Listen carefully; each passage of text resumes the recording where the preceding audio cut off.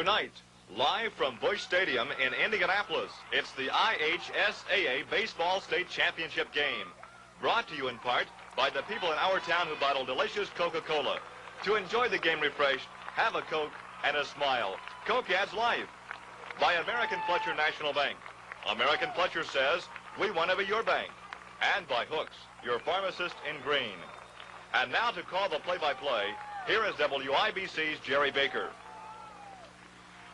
On this, the first day of summer, what could be more appropriate than what makes summer really summer? And that's baseball.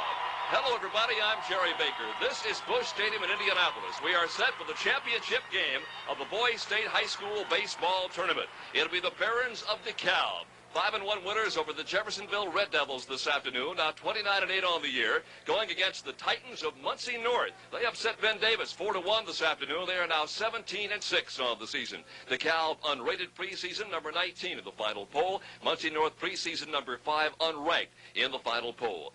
Along with me tonight will be Tom Hessian to handle some of the color comments on our telecast, and he is down on the field right now with the coaches of tonight's game.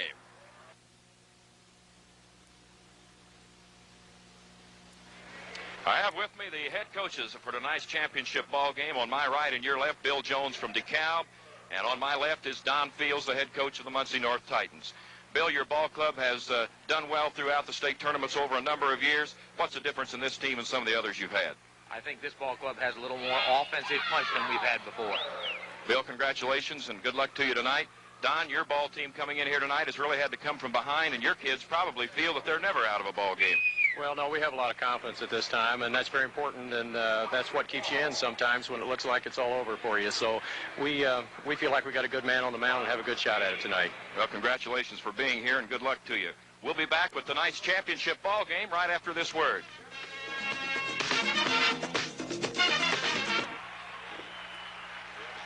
And you join us just in time to watch the DeKalb Barons take the field. They'll be the home club tonight. The Titans of Muncie North, the visiting team. Tom Hessian has joined us in the booth. And Tom, let's take a check now of the defensive alignment. First off for DeKalb, going at third base will be number 15. That'll be Craig Conrad. Starting at shortstop tonight, number 14, Charlie Dobson. Over at second, number 9, Todd Cobbs. An outstanding game this afternoon. At first base, number 19, that is Troy Summers. Out in left field, number 2, Barry Blevins. Handling the chores in center field, number 8, Nick Phillips. Over in right, it is Chris Forrest. He'll wear number 6 tonight. The catcher will be number 10, Doug Hall. He caught all 7 innings this afternoon.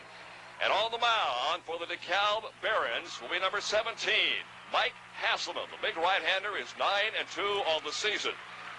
And Tom Hasselman has got a pretty big chore in front of him here tonight as this DeKalb ball club comes in here, as I mentioned, with a 29-8 record. 5-1 winners over Jeffersonville this afternoon. They go against the Titans of Muncie North. They are 17-6. They beat Ben Davis 4-1 this afternoon. So the two favorites, at least the favorites in the eyes of most of the experts, Tom, came up short today. Well, they did, but it's pretty difficult to pick favorites in a high school baseball tournament when it's a single elimination. And, of course, all 4 clubs very capable or they wouldn't be here. And as you mentioned, Hasselman, he is the key man, as any pitcher would be in this ball game. He's coming in here with 61 strikeouts in 72 2/3 innings on the season. And as you indicated, a very nifty 1.73 earned run average with 9 wins and 2 losses. While we have just a second, this afternoon, DeKalb came up with 5 runs on 10 hits, committed 2 errors. Jeffersonville won 5-0. Todd Cobbs, as I mentioned, playing second base for DeKalb tonight, was outstanding. And with 6 innings, gave up 1 run and 4 hits, struck out 7 and walked 1. Charlie Dobson pitched the other inning, the 7th, gave up no runs, 1 hit, struck out none and walked none. Now let's check the umpiring staff. Tom, you know these fellows personally, having been the head baseball coach down at Shelbyville this past year. Well, the umpires this evening, as you see them there, from left to right, that's Tom Malone on the left. He'll work at second base. Nick Swigert, second from the left, is the plate umpire. Then we have Bill Sarukas, third from the left. He's at first base, and at third base, Dick Lamb. We're all ready to go. Indeed we are. Muncie North Titans. They're wearing the red and black uniforms tonight. As I mentioned, they're the visiting team. It'll be Joe Marsh, number 14, the third baseman, stepping in. It'll be followed by number 1, Tim Heston, the left fielder, and Scott Paluch, number 12, the right fielder. First pitch is a strike. We're off and running for the state championship, the 14th annual Indiana High School Athletic Association Championship Baseball Tournament Series. We'll tell you more about that second game of the afternoon as we have an opportunity. Foul tip, no balls and 2 strikes. Muncie North, the winner over Ben Davis for the Muncie North Titans. 4 runs, 4 hits, and an error. Ben Davis 1, 2, and 1. Muncie North Bradley Wilson went all the way. 7 innings, gave up 1 run and 2 hits, struck out 8 and walked only 5. He was just almost untouchable this afternoon. Outside, 1 ball and 2 strikes. Joe Marsh for the Muncie North Titans.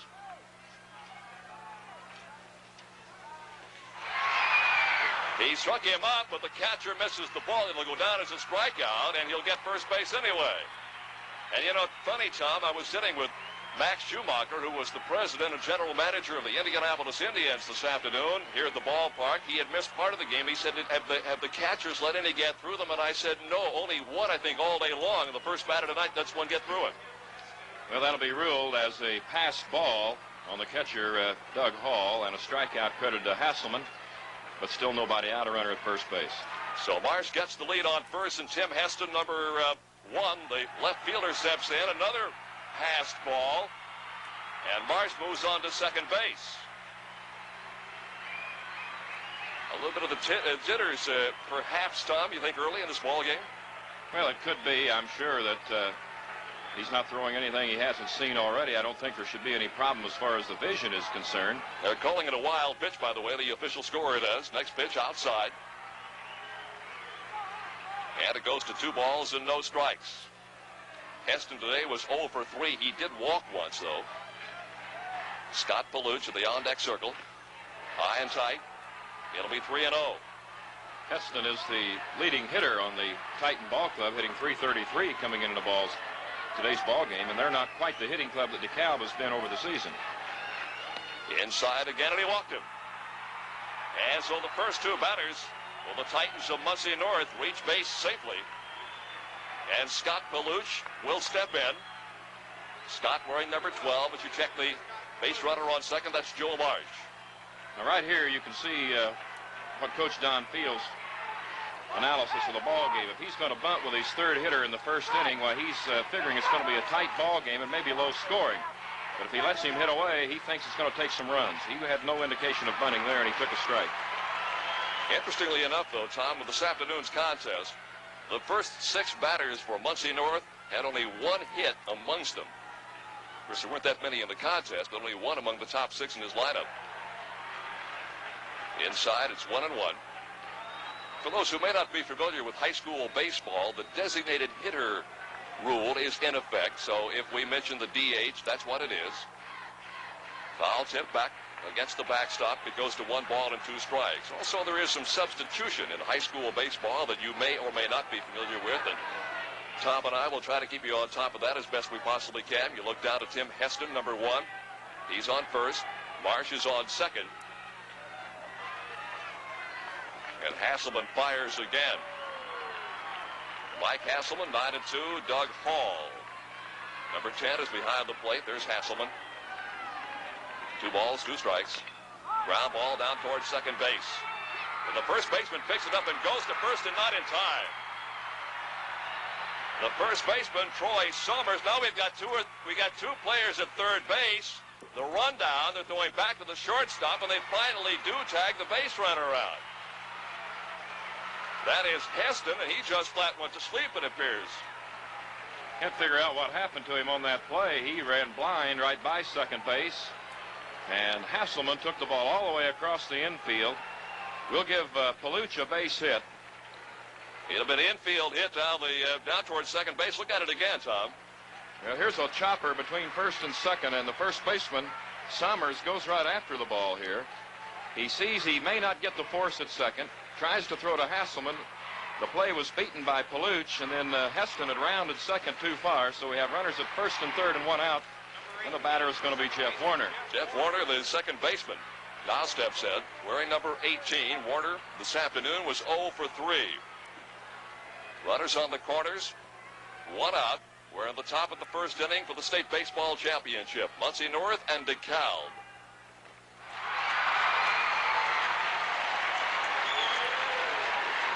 Coach Bill Jones has a left-hander, John Reichard, throwing in the bullpen down the right field line with Hasselman in a bit of a jam here in the first inning. They won't wait long, I would not think, Tom, to go to the bullpen.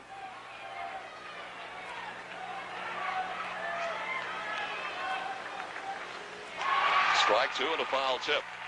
No balls, 2 strikes. DeKalb has been in the Final Four before. Back in 1977, they lost to the eventual champion Logansport 3-2 in the afternoon affair. For Muncie North, first appearance. You look at 14, Joe Marsh.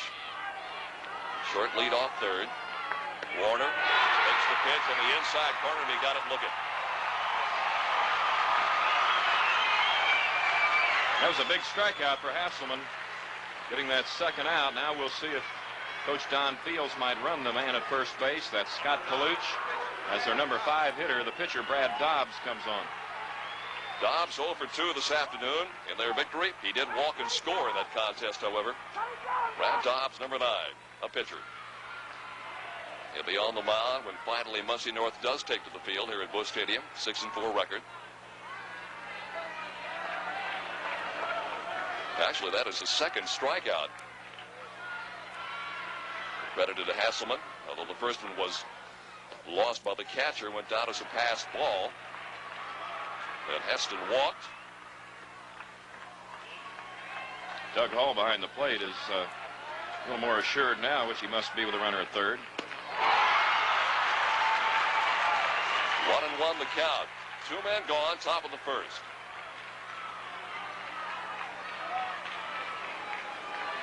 Infield at normal depth. Trying to hold up and couldn't. Made some contact. It's 1 ball and 2 strikes. Muncie North, preseason rated number 5, unranked in the final poll of the year, mainly because of not a particularly impressive record. They come in here with a 17-6 mark. DeKalb is 29-8. Good shot from our center field cameras. Saw it high and tight. Count goes at 2-2. 2 balls, 2 strikes, 2 outs. Top of the first and no runs in as of yet.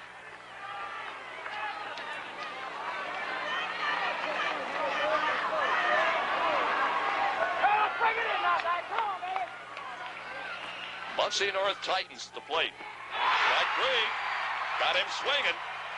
And so DeKalb gets in serious trouble early, manages to get out. We've gone through 1/2 of the first inning. There's no score.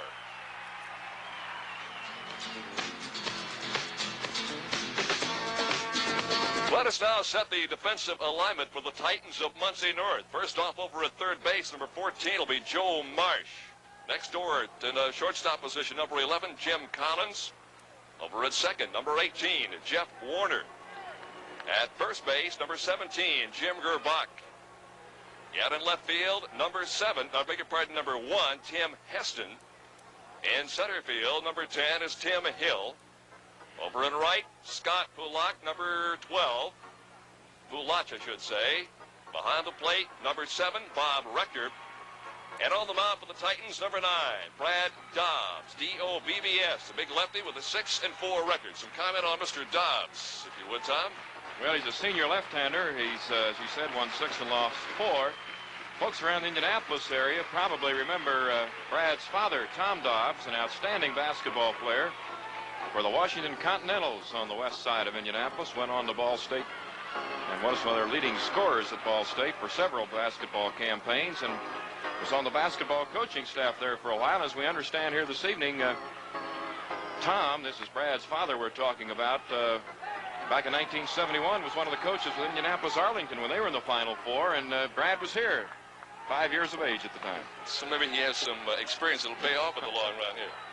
DeKalb actually had enough runs in the first inning this afternoon in that game against Jeffersonville to win it. They came up with 2 runs on 3 hits and no errors in the first inning. They added another run in the third, 2 more in the fifth. That gave them a total of 5 runs, 10 hits, and a couple of errors to win that ball game against Jeffersonville by the final count of 5-1. A lot of folks thought that Jeff was the club to beat. They were ranked number 9, the highest rating team in here. Ben Davis was number 10. And they both could not get out of here with their lives. We have a chance. We'll develop more of that story of that second ball game, that Muncie North side Ben Davis game. That was a tremendous ball game. DeKalb at the plate, and number 8, Nick Phillips. He is the first hitter. He is the center fielder. Phillips has been a good hitter over the season. He was hitting .438 coming into today, and he had, I believe, 9 home runs on the season. He's talking with Coach Bill Jones right now up the third base side. Phillips this afternoon was 3 for 4. All 3 of those were singles. Did not score, but was impressive in starting the ball game off on a strong positive note for DeKalb. Foul ball just past the Muncie North dugout down the third baseline. Outfield very deep for Muncie North in contrast to what DeKalb was playing in the top half of the inning. They were relatively shallow. One thing, high school players can get lost with the outfield like this, which is a little bit more expanse out there than there would be on a normal high school diamond. There were a couple of hits this afternoon, Tom, that surprised me. I mean, they really put the wood or the aluminum, as the case may be, in many instances, the ball today, and some tremendous defensive plays made on the part of a number of players. Fly ball in the center field. That is Tim Hill circling under it, and he's got it. One gone, and Chris Forrest, the right fielder, will step in. One down, bottom half of the first inning of play. Forrest this afternoon, 1 for 4. That single hit of his was a double. DeKalb Barons, unrated, number 19, though, on the final poll. Bill Jones, their coach, the hero of the afternoon contest, if you want to call it that. Todd Cobbs, their junior, now 10-3 on the year. He was the winning pitcher, went 6 innings, allowed just 1 run, gave up only 4 hits. In a hard-fought ball game. Foul ball, third baseline. Joe Marsh knocks it down, and it'll be an 0 ball and 1 strike count. DeKalb, in case you're wondering, is actually in Waterloo, Indiana, which is north of Fort Wayne. Of course, the history of the Muncie school system, Tom, over the years in sports has been phenomenal. Well, it certainly has, and of course, most of that, there's a call strike, letter high on the outside corner. Most of that has been developed over basketball, but you go back 25, 30 years, and Muncie Central had some outstanding football and track teams also. Foul ball again. Count remains 0-2. Forrest didn't really have a good swing at that pitch. The ball was down a little bit, and he kind of swept the bat at it rather than pop it out front. So Dobbs, as a left-hander, seems to always have an advantage, that lefty out there, and good left-handers can carry teams a long way. And I know that Coach Don Fields has a lot of confidence in him, or he wouldn't be here in this championship ball game. Bob Rector, the catcher, out with a couple of words to Brad Dodds. Big lefty about set to wheel and deal again. No ball, 2 strike count, 1 out, bottom of the first, no score. Fly ball down the right field line, it'll go foul. Count remains 0-2. It has been, for the first day of summer, exactly what it should have been, Tom. Just about the most perfect day for a baseball game, or games in this case, as you could possibly imagine. Well, it has been a great day, and of course, weather has been great for the state finals most every year. At least we haven't had many postponements. Flag is flying limp in center field right now. Foul tip again.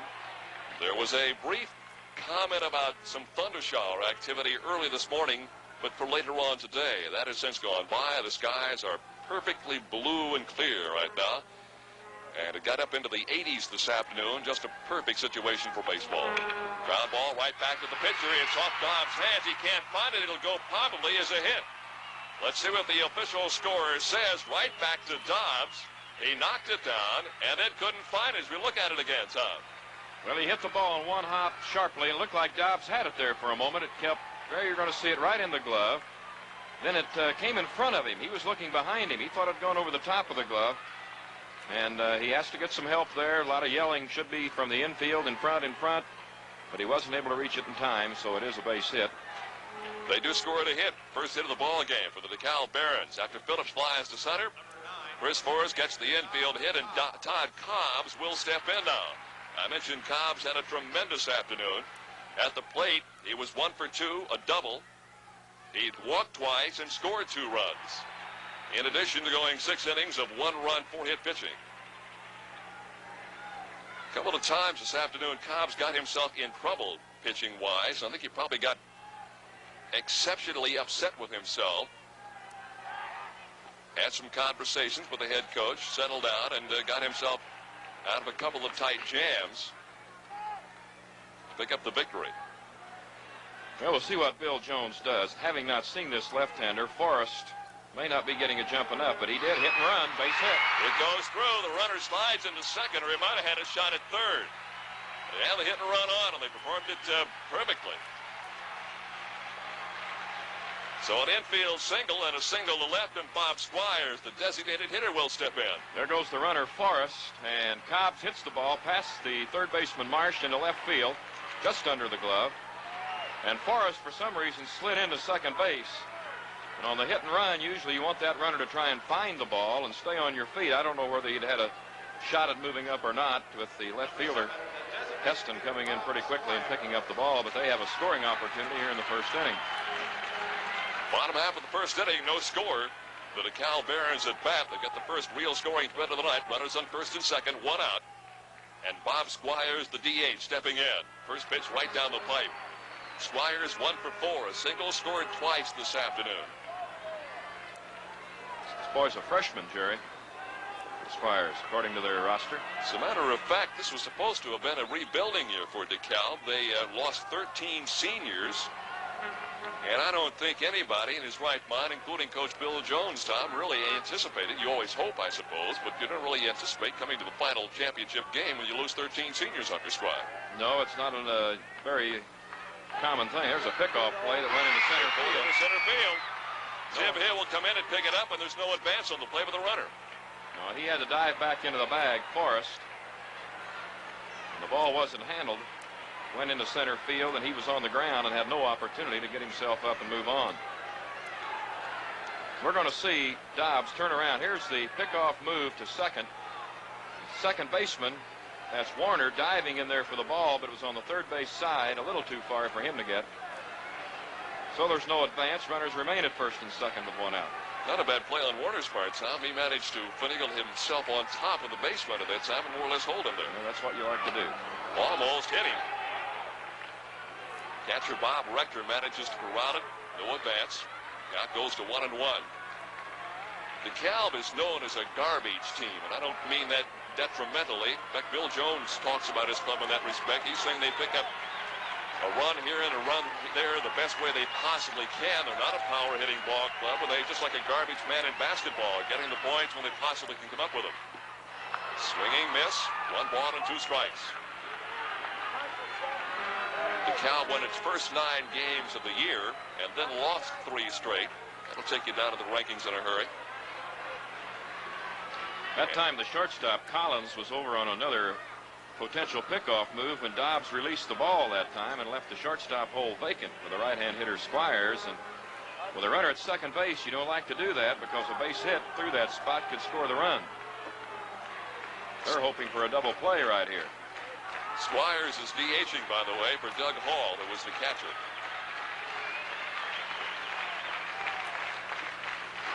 Struck him out. Out number 2.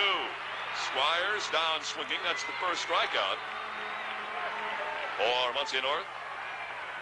And number 2, Barry Blevins, the left fielder, will jump in there now. Blevins 2 out of 3 in this afternoon's affair. A couple of singles. He walked once also. Squires hitting ahead of Blevins here was a freshman, and now Squires was a freshman, Blevins a sophomore. Got it first. Gerbach playing behind the runner. They faked the pickoff play to second base.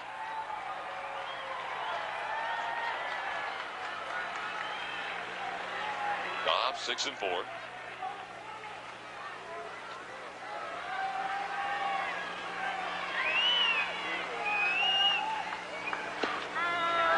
Inside corner, wayside. Took a little off that pitch and had Blevins a little bit out front on the front foot. He let it go, and it was a called strike. Brad has been in 12 games this year, 58 2/3 inning, allowed 52 hits, 39 runs, 25 of those earned, walked 37, and struck out 66. Foul tip. Count remains, no balls, 2 strikes. 2 outs, bottom half of the first inning of play for the state championship in baseball. And the one thing that is certain, of course, we will have a new champion this year. Evansville Rights Memorial's Donald Mattingly, by the way, was the L.B. Phillips Award winner last year. They'll be handing out that award tonight. Logansport won the title. Oh, they got him at second base. They got him. Tremendous pickoff move that time by Brad Dobbs, and they had him by a good 2 or 3 feet. So, after another threat and a couple of hits, that's the end of number 1. There's still no score. Muncie North and DeKalb for the state title.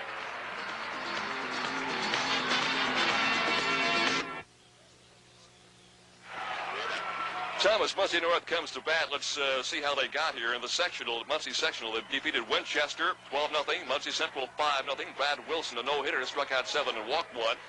And defeated Wapahani 13-3 as you look at the beautiful blue sky over Bush Stadium.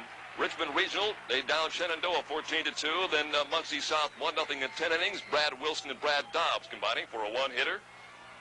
As Tim Hill, number 10, steps in to be followed by Jim Collins and Bob Rector. Then on the Richmond semi-state, a 4-2 win over South Adams. Brad Wilson, a 6-hitter there. First pitch is a called strike. And then they defeated a very good Chautauqua Trojan baseball team by a count of 5-3. Brad Dobbs, a 5-hitter there. 8 strikeouts, walked 1. And they came up with 3 runs in the 7th inning to win that ball game. So they have had some tough tests over the last couple of 3 weeks. No ball, 2-strike count. Number 10, Tim Hill, the center fielder for the Muncie North Titans, is in there.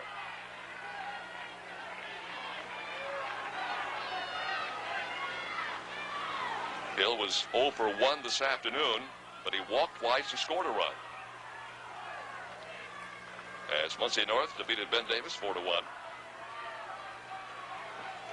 Mike Hasselman, number 17, 9-2 record, is on the mound. On the inside corner, caught him looking. And that is the 4th strikeout for Hasselman already in this ballgame. And I think, Tom, what we're seeing mainly is just looks like the fastball pretty much out of Hasselman. It has been the fastball. I think he threw 1 breaking pitch in the first inning. That was about it. I watched him warm up down there, and he seemed to stick almost exclusively with a fastball in his warm-up period. Shortstop Jim Collins stepping in and swinging and missing on the first pitch. Collins 1 for 3, a single, scored a run this afternoon.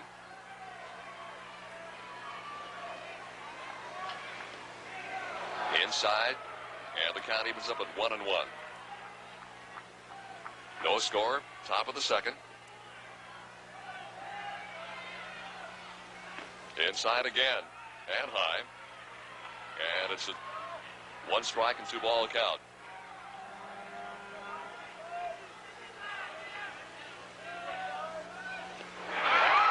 Even at 2.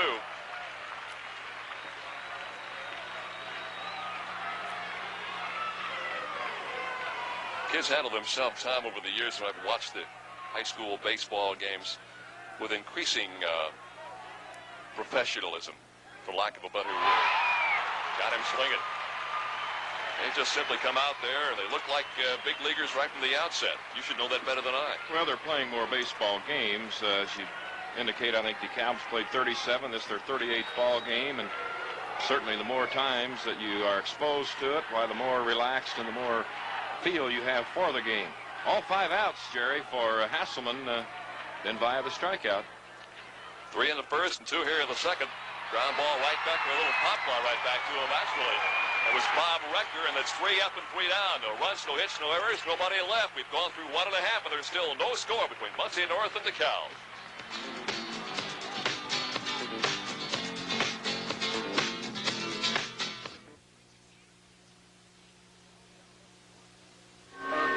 We told you how Muncie North got here. Here's how DeKalb got here tournament-wise. In the DeKalb sectional, they beat East Noble 7-3. Then Bon Leo 9-1. Hasselman had a home run and a triple in that game. Then a 15-1 easy win over East Side. Hasselman, the winning pitcher, had 2 doubles, 2 singles, and scored 5 runs. In the Columbia City Regional, Fort Wayne Elmhurst fell first, 3-2. And then they beat Warsaw 9-2. They were down 2-0 after 3 innings, came back to win it. A 1-hitter by 3 pitchers for DeKalb in that contest. And then the semi-state action at South Bend, they beat Crown Point by a 2-1 score, DeKalb did. And then a 3-1 winner over 3-time state champion LaPorte. coming up with all 3 of their runs in the 6th inning. Mike Hasselman, the winning pitcher there. Scheip had a single in the 6th that broke up a Laporte perfect game, and then they, of course, went on to beat Laporte by a 3-1 count. So the 3-time state champions, Logansport and Laporte, are not here. Tom, somehow it almost doesn't seem like a state championship without one of those two here. Well, it's been highly unusual. They've had a great deal of success, good baseball programs throughout the school year and also throughout the summer, which is very key to any high school having good baseball. For the DeKalb Barons, number 2, Barry Blevins, the left fielder, will lead off, followed by Mike Hasselman and then Troy Summers as we go into the bottom half of the 2nd inning of play. Brad Dobbs. The one inside. Dobbs and Rector, the battery. Jim Gerbosh at first. Jeff Warner at second. Jim Collins at short. Joe Marsh at third. Tim Heston, Tim Hill, and Scott Paluk left to right. 1-1. There's number 9, Mr. Dobbs. Brad Dobbs.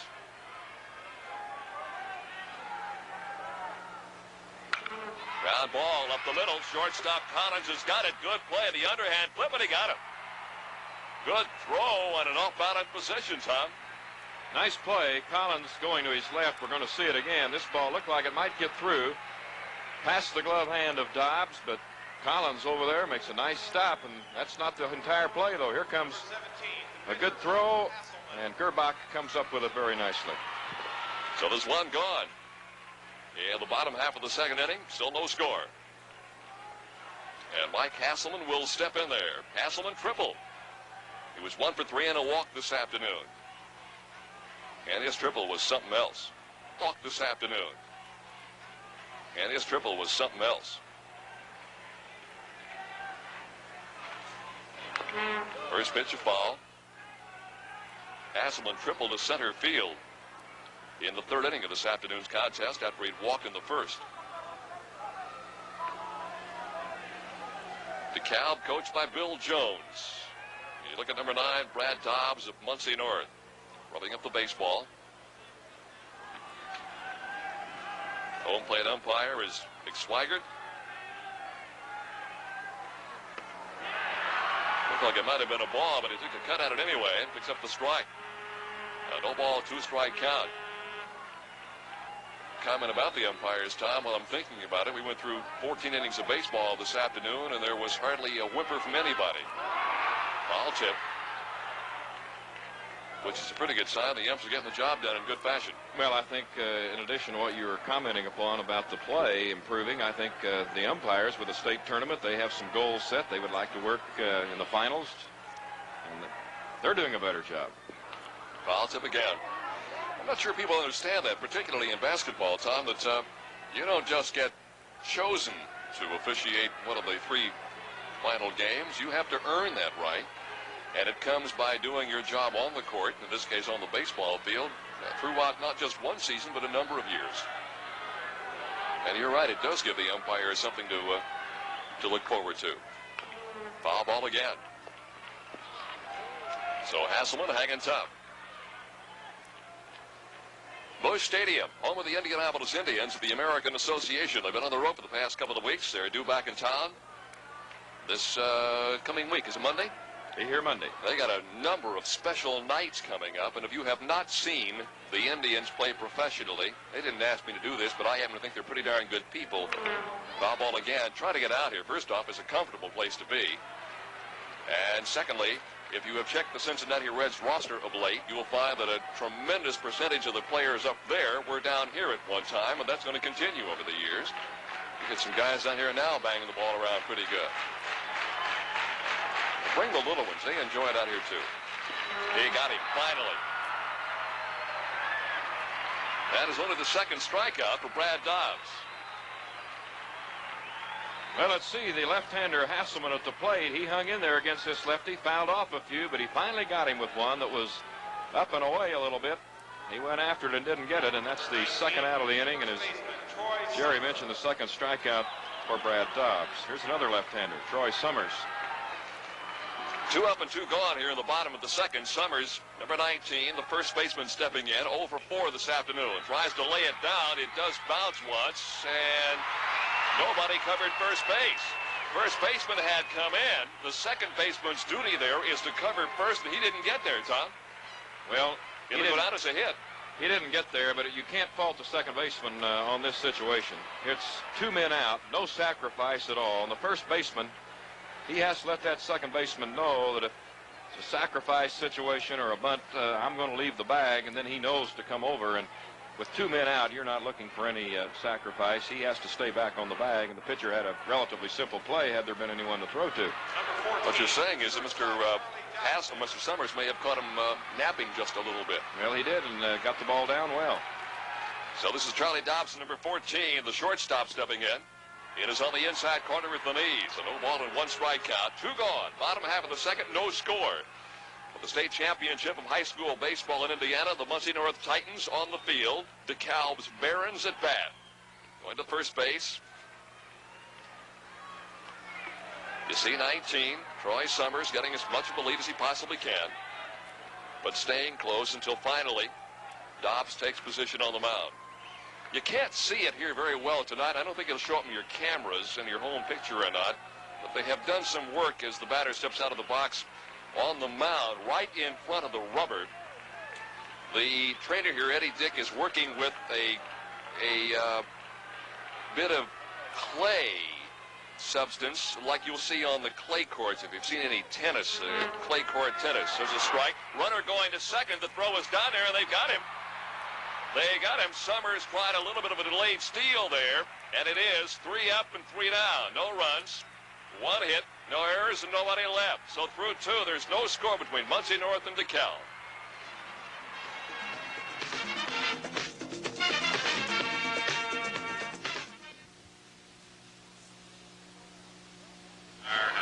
We go now to the top half of the 3rd inning of play. Jerry Baker here along with Tom Hession, and we're at Busch Stadium. And there's no score as we go into the top half of the 3rd. It'll be Jim Gerbach, the first baseman for Muncie North. The leadoff followed by Joe Marsh and Tim Heston. And Tom has been next door doing a little checking on the official scoring. There was some question as to a hit that we have given to Muncie North in the 1st inning on Scott Pulash. And what's the word? Well, it should be a base hit. It's just not on the scoreboard. First baseman made no error on the play. He just threw late to first base, that's all, and Pulash beat it out. Should be 3 hits now for DeKalb and 1 for Muncie North as we begin the 3rd. All right, so things are square. And DeKalb's Mike Hasselman is ready to deliver. He does. It'll be inside the ball. 1 ball and no strike count. There's the big fella. Hasselman wheels again. Gets away from the catcher. No balls and 2 strikes.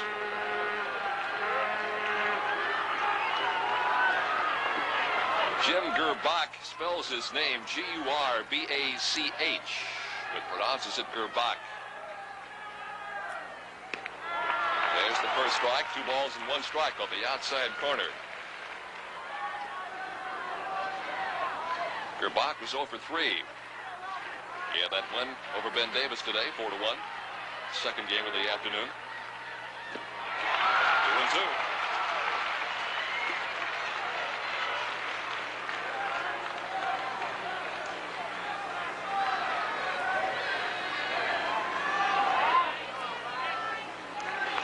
Foul tip. Back into the stands. I think I saw no attendance figures this afternoon, Tom, but I was here and watched the crowd swell, particularly when the Ben Davis Giants, who are not too far from here, began their game today. 5, full count, 3-2. But I think it might have been the largest afternoon session we have had in my memory anyway, and that's a good sign. I hope that the folks, even those who do not have youngsters directly involved with this game, will get out here, because if you like baseball at all, this is pretty darn good baseball. I'm swinging.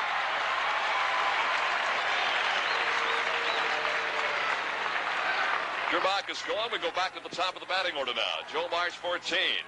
Struck out, but reached first on a pass ball to lead off this ball game tonight.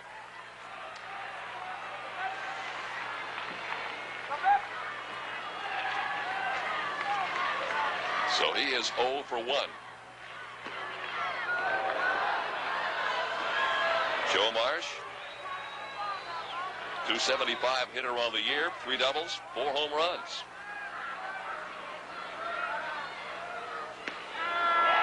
Just caught the outside corner, and it's 1-1.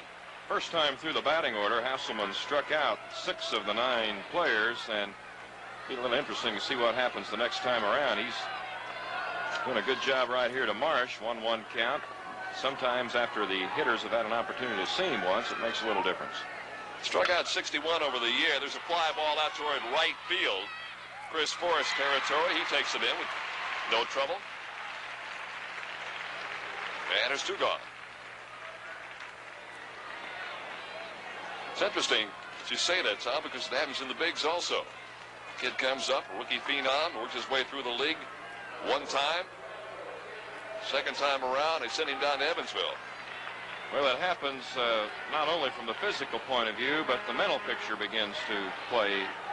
Where after the first time around, I'm sure that the Muncie North players thought they can handle this fellow. That's always the way it is, even if he gets you out. And next time up, we're going to be a little different. That ball rocked the catcher Hall there pretty good off the mask. Shakes it off, and he'll be all right. It's Heston at the plate. You know, I played a little baseball. Tom and I was as bad as the rest of the guys. I'd walk up, and he'd blow 3 of them by me, and I'd walk back to the dugout, and I'd say, he ain't got nothing. He ain't got nothing. That's always the word. But when the game's over, he's still there. He still ain't got nothing, but he's got you down and dead.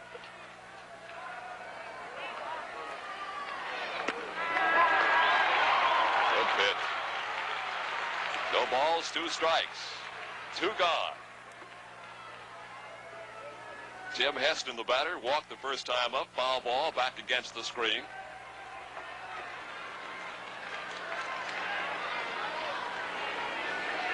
No score in case you just joined us. We've gone through 2. We're in the top half of the 3rd. Each club has made a little noise, but nothing of any serious nature. Low and away, gets by the catcher again. And it's a 1-ball, 2-strike count. Be interesting to watch, Tom, as the game progresses, because with each passing inning, this being only a 7-inning game, tactics will change. Over the second baseman's head, out into right field. It's picked up out there by Forrest, and back in. That's a base hit. Heston's first of the night. Singles to right. Well, let's watch him. He goes a ball away from him right here. Gets it on the big part of the bat and lines it over the second baseman's head. Out of the reach there of Cobbs. In the right field. Picked up right there, you see, by Forrest. And it's a 2-out single. And here's Paluch, who got the only other base hit for the Titans. Yeah, that was a shaky one. That was the one that Tom talked about a few moments ago. Ground ball to the first baseman. Actually, he moved over in front of the second baseman to take it, and then nobody covered first in time for him to get him out. Long fly ball to center field, but back in time to get it is Nick Phillips. So the ball didn't carry all that far, and we have picked up through 2.5 innings of play. Still no score in this inning. There was no runs on 1 hit, 1 left, and after 2.5, nothing going. Muncie North and DeKalb.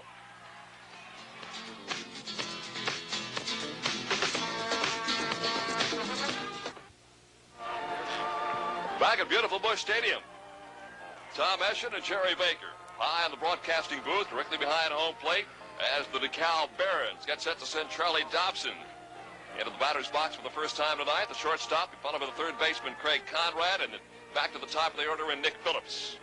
Charlie Dobson, number 14, hitting .295, a couple of home runs, has walked 9 times, 11 stolen bases. Got a little speed. Let's get him on the base here. Started to mention, Tom, and you help me here. Once this game gets a little bit older, let's say at the end of the 3rd, going into the 4th inning or so, some of that strategy might change a little bit. Suddenly, you would be more than happy to settle for a 1-run inning versus, say, 2 or 3 if you've got the potential of having that in the first 3 or 4 innings. Well, the sacrifice comes more into play at that point, because you're realizing at that point of the ball game the 1 run means a great deal. Stolen base you have to look for, particularly as you indicated here, if Dobson should get on base. And also your defense going to play a little tighter in some other respects too, with no score or a tight ball game as we're getting into the middle portion of the contest. Brad Dobbs, number 9, getting set to wheel to Bob Rector as Charlie Dobson will step in now. Charlie, right-handed hitter. And already, Rector wants to have a conversation with Dobbs. Dobbs in this afternoon was 1 for 3. He doubled.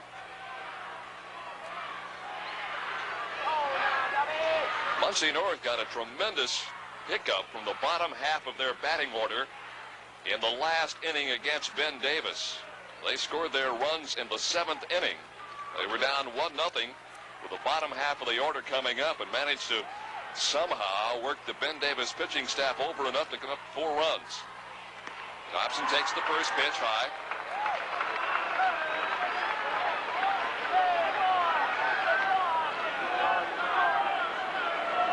Charlie Dobson. Fly ball. Going to be in the infield. Second baseman calls for it, moves out into short center and manages to haul it in. It's Jeff Warner. So there's 1 up and 1 down, and Craig Conrad, the third baseman, comes to the plate, still looking for his first hit of the day. He was 0 for 2 in this afternoon's win. Number 15, Craig Conrad. Conrad hitting only 182 on the year, 33 times at bat, 6 hits, only 1 RBI. Conrad in the third base position defensively this evening. Dobbs deals.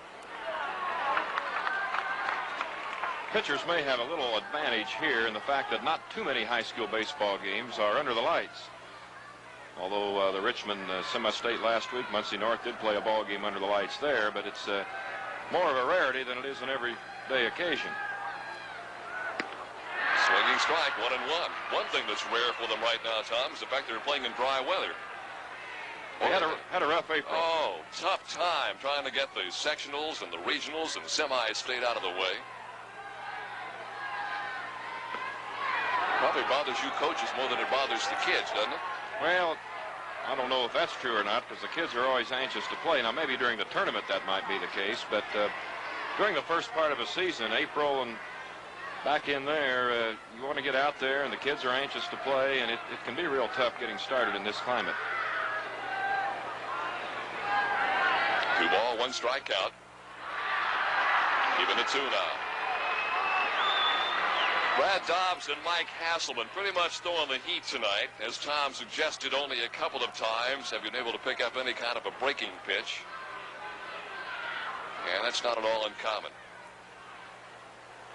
Might have tried something there that got away. 3-2. Yeah, I think he was going to try and break one right there, and the ball didn't have much bite to it, stayed up. And he's working. This is what Coach gets a little perturbed about here. It's the 9th man in the order hitting under 200, and you on the verge of walking him, but he came back strong.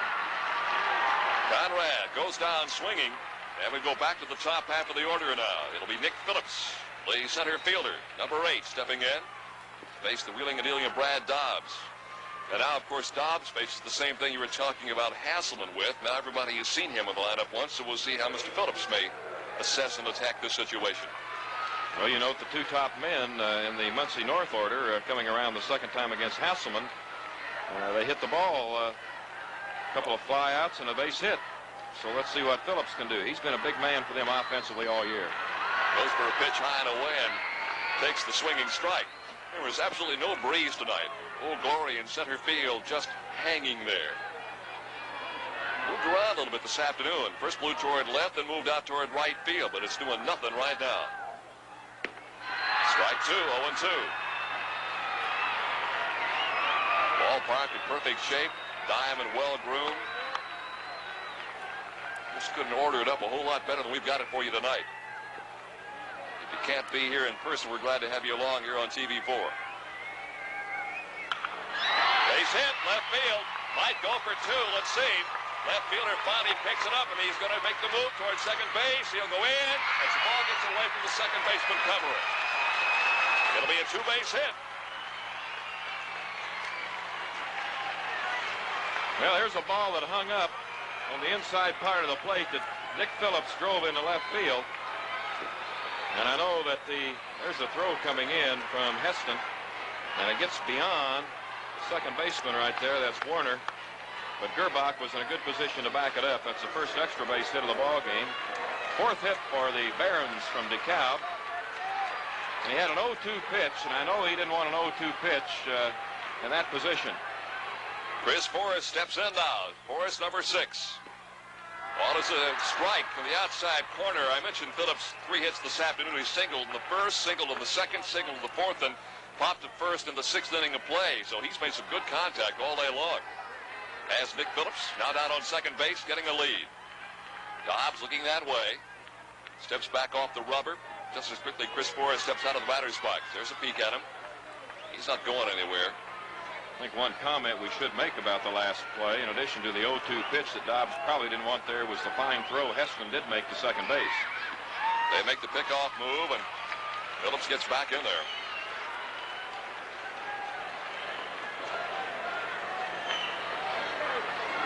So now Dobbs goes to work from the stretch position. Runner on second.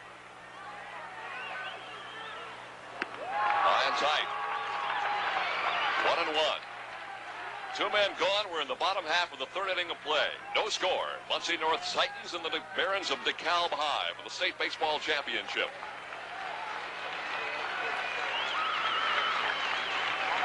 They go back there again. It's close, but no cigar.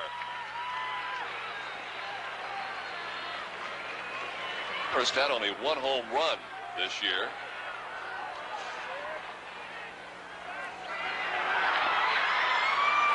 Well, they've got him hung up now. He's as good as gone. They finally tag him out. So some conscientious effort toward that base runner pays off as DeKalb gets out of a situation where they had a potential scoring run at second base. And it's actually, it'll be 3 up and 3 down is really the way it looks in the score sheet. We've gone through 3 now. There's still no score.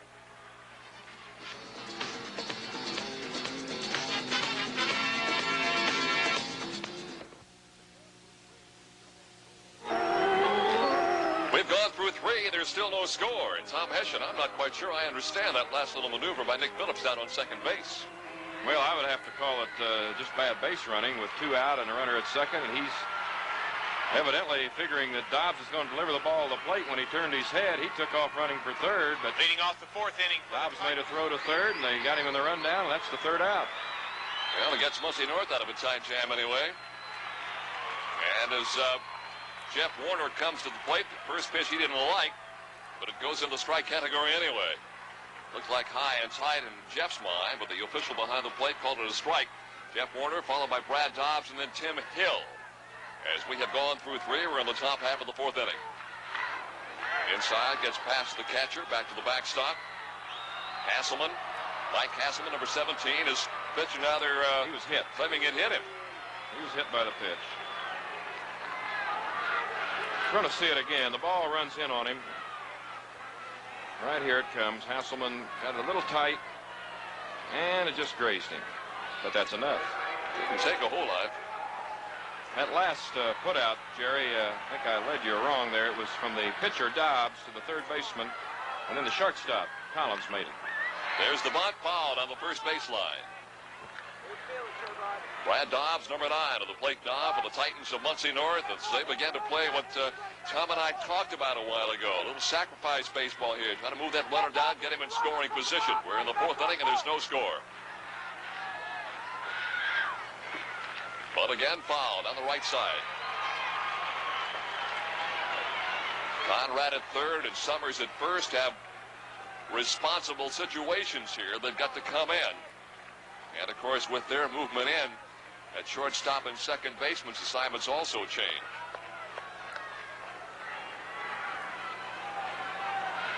Hasselman again. And he got him looking.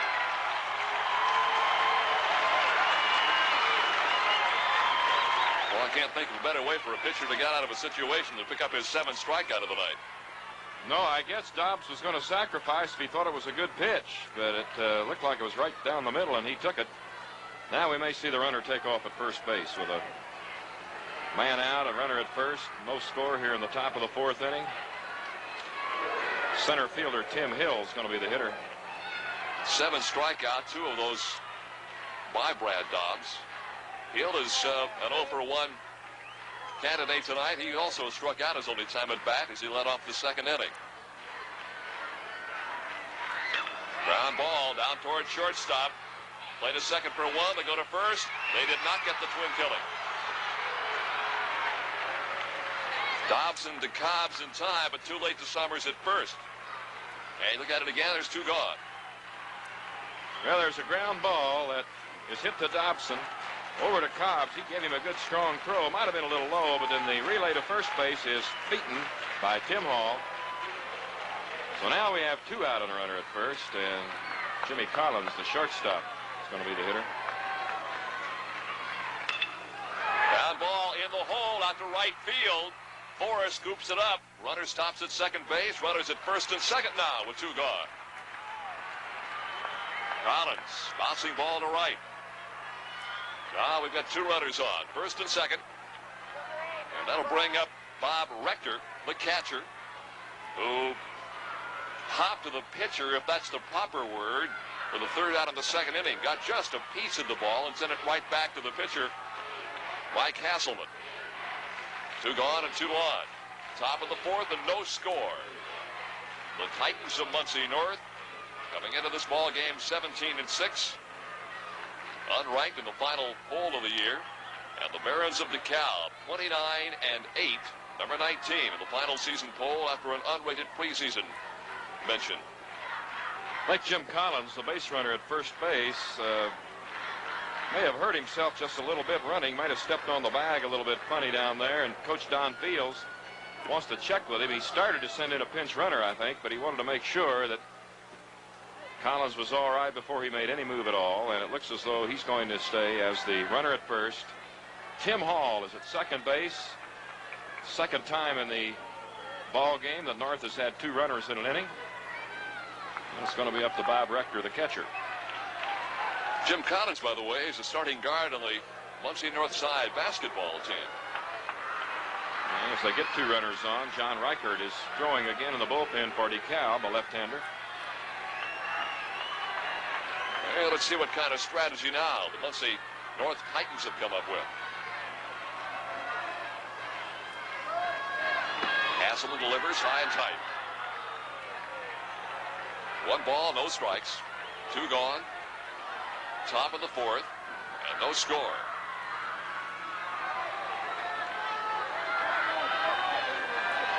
They're looking at Collins, getting his lead, blowing away. It's 2-0.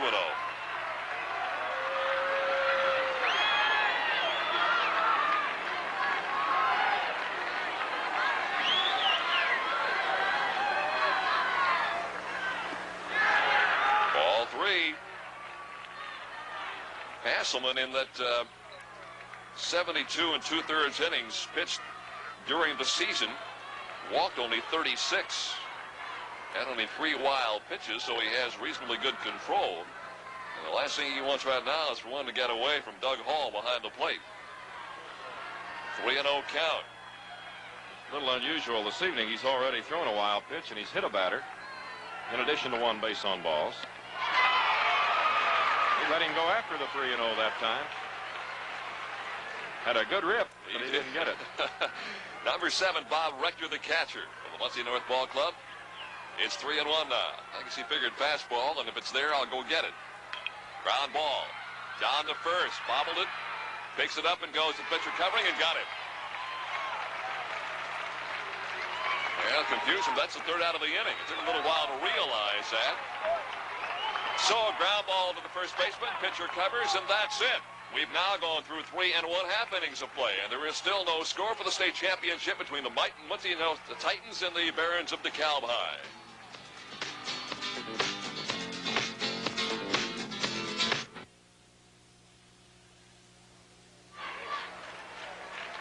On the last out of that top half of the fourth inning, Jimmy Collins, who we mentioned had been maybe shaken up a little bit when he ran to first base on the base hit, slid into second, as he really didn't know whether the play might be turned on him in a forced situation, which it was not, but he slid in and has injured himself, and they're helping him off the field, and he is the North shortstop. So they're going to have to make a player change here, apparently, as he's being assisted. And it looks as though it's his left ankle. That's what it is, Tom. With the glasses on him, I can see they're now very carefully and very gingerly working with that left leg. Now they're going to pick him up and carry him off the field. And that's going to be a change in the lineup now for the Muncie North Titans. Collins was the shortstop. And the substitute shortstop is already out there. We'll see if we can pick up who it is.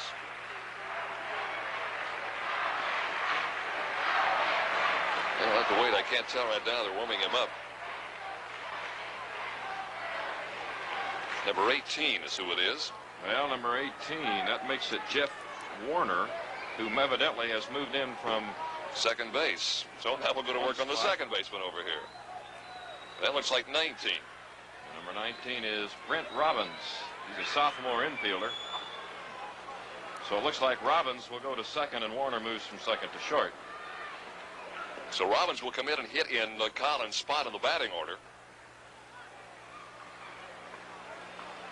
No official announcement made as of yet by the folks next door, but I'm sure that's what it's going to be.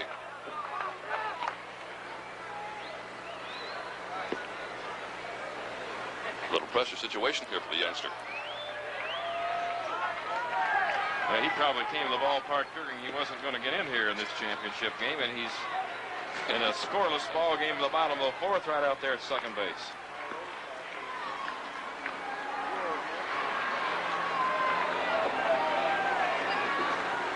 Well, it is Robbins at second, and Collins has gone to the dugout along the third base side. You have to be impressed with the crowd of people that DeKalb brought down, Jerry, from DeKalb County up in the Waterloo area. They have a real following here tonight. Of course, they've been used to good baseball, and they back this club tremendously. Dobbs has finished his warm-up tosses as we go to the bottom of the fourth. Chris Forrest, who was at bat when Phillips made his fatal flight to third to end the third inning for DeKalb. Forrest, the number 2 hitter in the order, will be followed by Cobbs and Squires as the Barons from DeKalb come to the plate in a scoreless ball game. All right, so if you're keeping track with us, move Jeff Warner, the second baseman for the Muncie North Titans, over to shortstop. Take Jim Collins out of the ball game and insert the youngster, number 19, Brent Robbins, into that second base position defensively, and he'll hit in the number 7 spot for Jim Collins. You got that?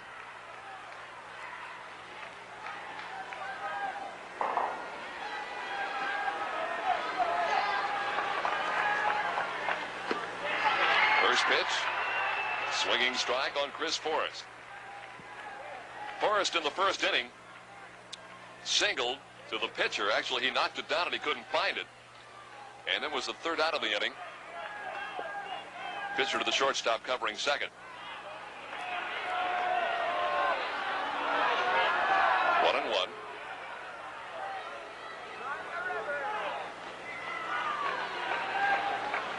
Like he might have tried to bunt that ball. The catcher, Rector, wanted an appeal.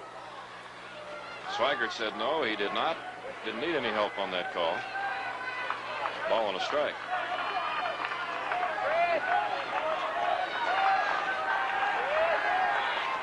Dobbs deals. It's 2-1. Brad Dobbs, number 9. Bob Rector, number 7. The catcher. That's the battery from Muncie North. Facing. The outside corner is hit. Chris Forrest. Made a good pitch on him that time. Got that ball right at the knees on the outside corner and kept him from having to go 3-1. 2 balls, 2 strikes. Bottom half of the fourth inning. Foul ball, third base line. And there's no score in this contest. In that Muncie North Ben Davis game, it was 1-0. Going into the top of the 7th, Ben Davis out in front. They picked up 1 run on a couple of hits. And then Muncie North, with the bottom half of the order, managed to get 4 runs. Fly ball left field.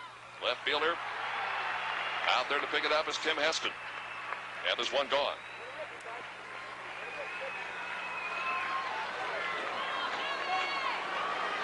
There were some sensational defensive plays this afternoon.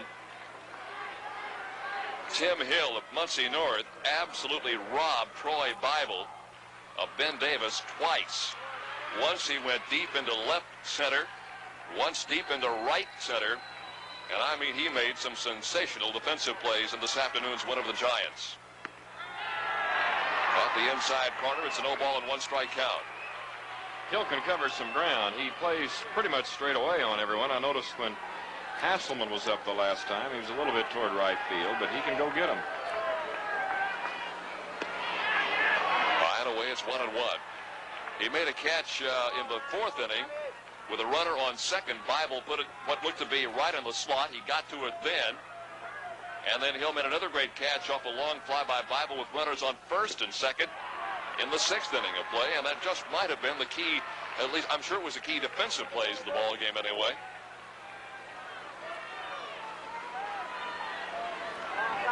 Bill Jones is thinking he'd like to have an inning right here. He had his 2, 3, and 4 hitters at the plate. Second hitter has already been retired. And inside the Cobbs, it's 2 balls and 1 strike. Cobbs, number 9, Todd Cobbs, the second baseman. Single to left field in the 1st inning of play, so he's 1 for 1 tonight.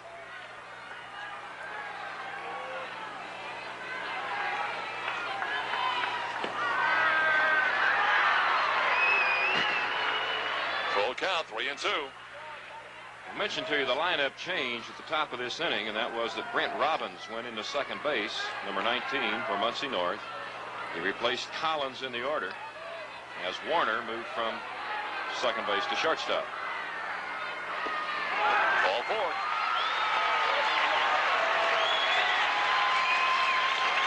That is the first walk so far issued by Brad Dobbs, who has had good control in this contest to this point of the game.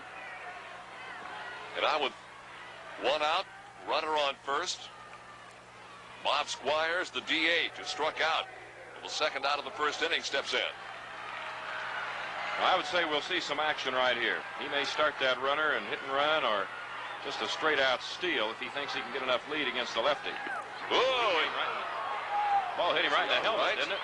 Good grief. I don't know. Maybe we can see that again. It didn't seem to faze him a great deal, but it caught him dead on.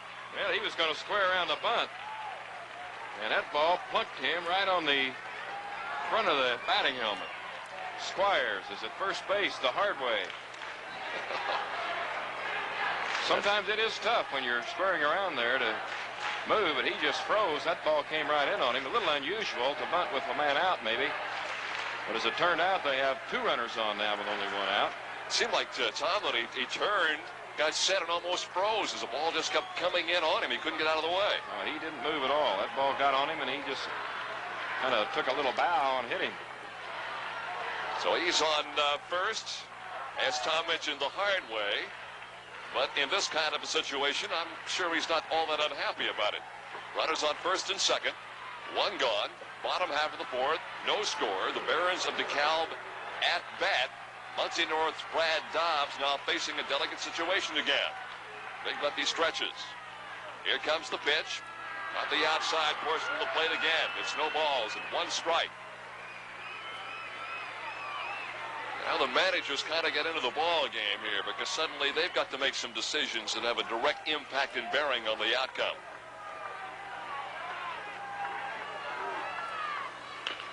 Ground ball to third. It gets by the third baseman, and all hands are safe.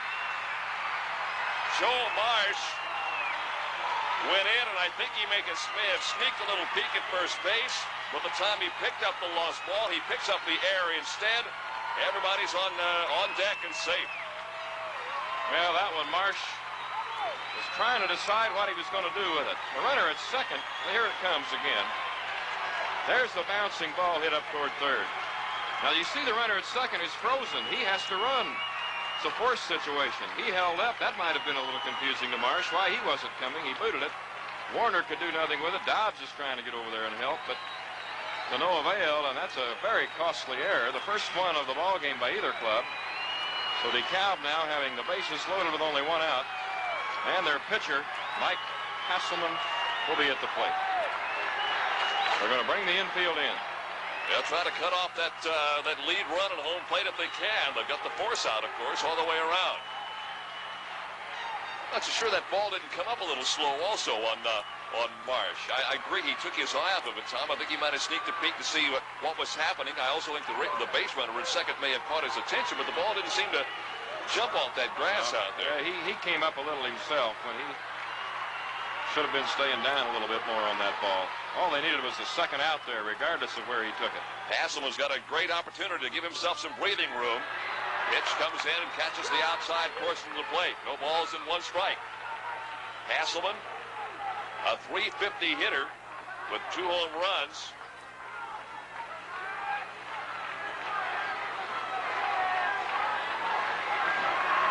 No balls, 1 strike. Mike Hasselman tries to bunt, does, right back to the pitcher. The force at home, they go to first base. They get the double play. No double play. Gerbach did not have control of the ball at first. That ball wasn't secure, and the umpire rightly called him safe. Well, here's the bunt. It's pretty tough on a squeeze situation with the bases loaded because it's simply a force play, as you see right there. They get him. Now the throw to first base, which we're not, so now you're going to see it if they continue with the frame right here. There, the ball is not securely held, and he called it right. Ooh, close and a tough call. Fielder's choice for the batter.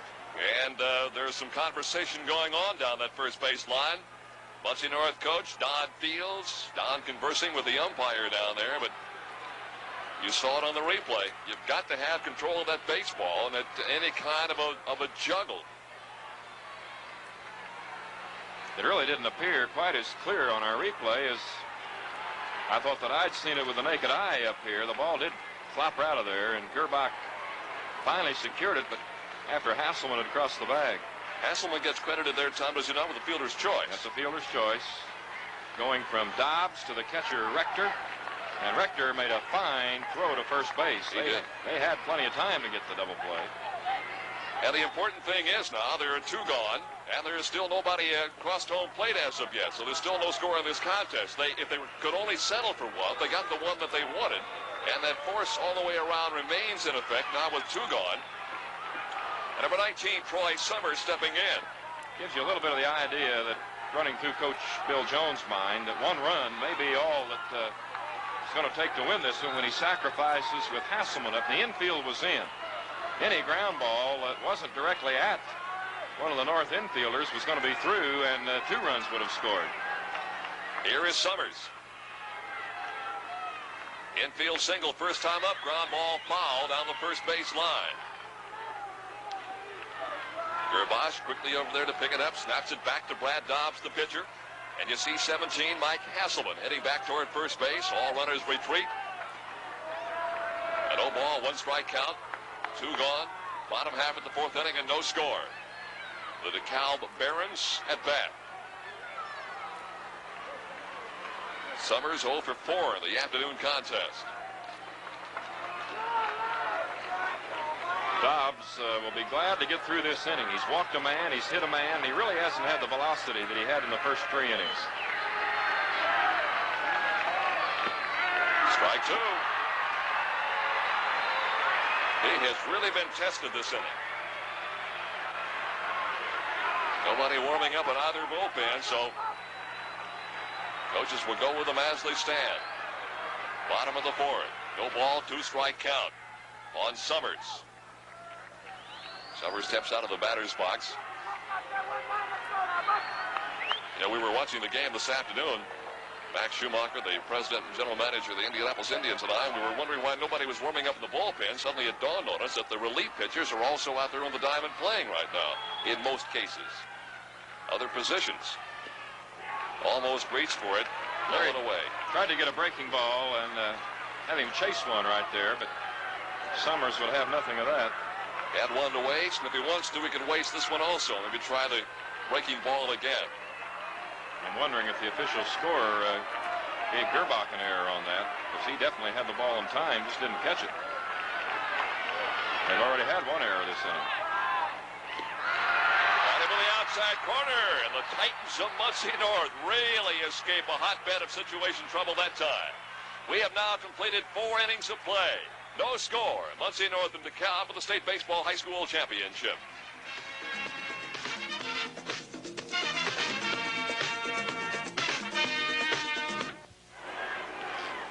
Tom Hessian, time getting of the import right now. We go into the top half of the 5th inning of play. Muncie North nothing, DeKalb nothing. Muncie North coming to bat. And they'll open up with the first baseman, Jim Gerbach, followed by Joe Marsh and Tim Heston. Gerbach struck out in the 3rd, his only time at bat. And Muncie North has got to be breathing a collective sigh of relief right now. Fly ball center field. It is gathered in by Nick Phillips. One gone. Gerbach had the bat out in front very good that time and hit the ball on the nose, but right at Phillips. First out of the inning to go to the top of the batting order. If that ding sounds a little funny when the ball meets the bat, it's not that familiar wood you're used to, perhaps, using those aluminum bats. Tom, I guess from a dollars and cents standpoint, that must have saved you guys a ton of money in the high school ranks. And it's about the only way you can go right now. Fly ball to right field. Under it, Chris Forrest. 2 gone. So a couple of pitches and a couple of outs. And Tim Heston will get in there. Now, I'm guessing here that they, Muncie North would like for the hitter here to give a little breathing room to Mr. Dobbs. He's going to hardly get set out until it's time for him to come back out there. Well, we'll see if he takes a pitch. Yeah, he did take that one for the strike. He had a rough inning to Brad Dobbs and 2 pitches and 2 gone. And guarantee he'd like to spend a little time getting cooled down a bit. As a matter of fact, Don Fields is going to kill some time right now. He's going to help. He knows the situation here, as most everybody understands. This is what he's trying to do, give Dobbs a little more time on the bench. And he's probably going to press it just as long as he can until Nick Swigert, the home plate umpire, forces the issue. Swigert was talking to them. He hadn't made an issue out of it as of yet. Hasselman's ready to wheel. Heston now steps in. He is one for one. He walked in the 1st, singled to right field in the 3rd. We're at the top half of the 5th inning of play. It is on the inside corner. It's a no ball and 2 strike count now. Seems like that Hasselman kind of got in a groove here. Tom, it's a ball inside for a 1 ball and 2 strike. Seemed like as the innings progressed, he's sort of kind of got in the groove of the game, and he's just throwing with ease right now. Of course, the 1st inning kind of unnerves a pitcher when your catcher is not able to handle the pitches, and Hall is having these troubles there. Ground ball out in front. Going to be a tough play for the pitcher. Hasselman's got it. Fires to first. It's too late. That'll be a base hit. Another infield single. There have been about 4 or 5 in this game so far. Well, you'll see Hasselman kind of double clutch right here. He was falling off the first base side. Now he comes over, picks it up. Had he thrown it there, he might have, but he had to get back again with the arm, and then it was too late. And Heston is on. He's 2 for 2 and a walk. So Scott Paluch will step in. Paluch, P-A-L-U-C-H, number 12, the right fielder. Singled in the 1st, infield single, and flew out to the center fielder for the 3rd out in the 3rd inning. Fly ground ball to the 3rd baseman. Picked up. Fires across on the bounce, and they've got it. Conrad to Summers, and that time Summers held on beautifully. So another inning has gone by. No runs, 1 hit, no errors, 1 man left. Through 4 and a half, no score.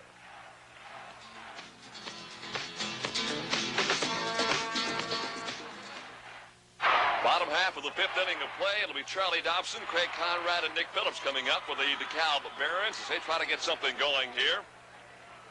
To this section of the game for Muncie North, no runs, 3 hits, 1 error. DeKalb, no runs, 4 hits, no errors. We have action in both bullpens. Nick Phillips, who's scheduled to be the 3rd hitter of the inning for DeKalb, he's the center fielder, is throwing down the right field side. And Bradley Wilson, a right-hander for the Muncie North Titans, down the 3rd base or left field side right now, warming up for North as Dobbs back on the hill to begin his 5th inning. He's given 4 hits, walked 1, and struck out 3. Brad Wilson, by the way, pitched 7 innings, went all 7 innings in the win over Ben Davis. Now, they're allowed, Tom, 10 innings in 3 days, so he's got 3 more innings left in him if the coaches so desire. Looking at DeKalb. Is that Cobb's warming up down there? Well, let's see. Number 9. Yes. That is. It's Todd Cobb. Cobb's now throwing. He went 6 innings this afternoon. So he's got some time left also. He went 6. Charlie Dobson went 1 inning in relief. And they were both impressive in performances this afternoon in victories. At the plate for DeKalb, Charlie Dobson, as I just mentioned, pitched 1 inning today. No runs, 1 hit, struck out none, and walked none. No balls, 2 strikes on Dobson. Off to the second baseman, back in the third. His only time at the plate.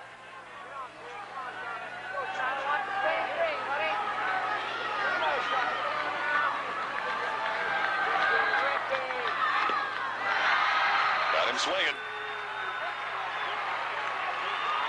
How many is that now, Tom? 9 strikeouts. 4. I'm sorry. 4 for Dobbs. 4 for Dobbs. You held up 4 fingers, and I assumed that meant the other 5 went with him. Let's make that 5. 5th strikeout. He has 1 in each inning now. And he's walked but 1. Dobbs deals inside. Greg Conrad showed the bunt that time. I don't think it was a serious appearance by the showing, but he did make it apparent. Conrad, the third baseman, struck out in the third in his only appearance at the plate. High and tight, ball 2. Checking Hasselman's strikeouts here. 2, 3, 4, 5. He's got 7 of them.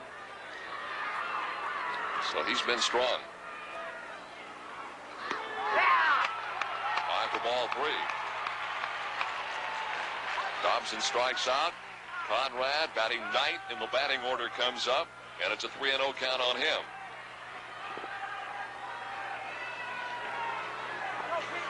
Conrad worked him to a full count the last time. Automatic strike right on the pipe. Conrad's only a 182 hitter.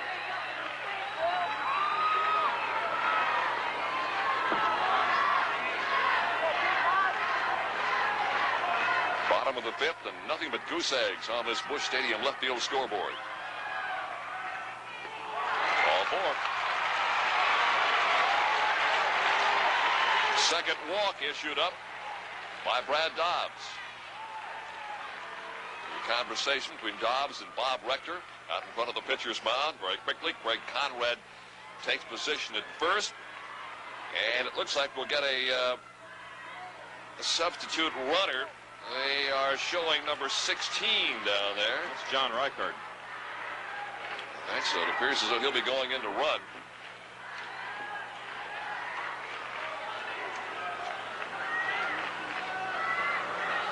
There he is, number 16 to the left of your screen.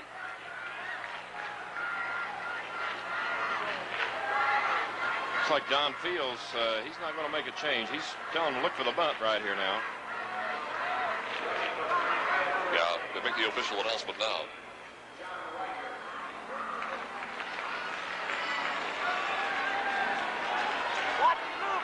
DeKalb, coached by Bill Jones. He'll wear number 24. You'll see him from time to time.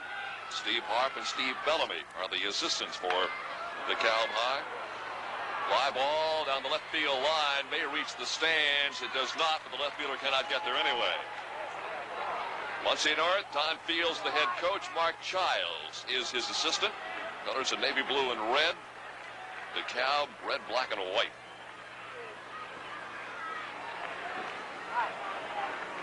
I know Bill Jones likes to run, but Reichard, his pinch runner, really did not have much lead that time with the left-hander Dobbs. And we'll see what's on here. John Reichard, only a seldom used player. Senior.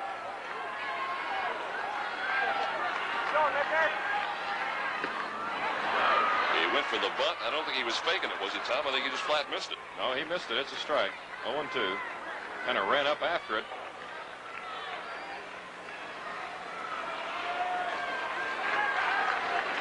Reichard, if he should get a chance to bat, has only been to the plate 18 times.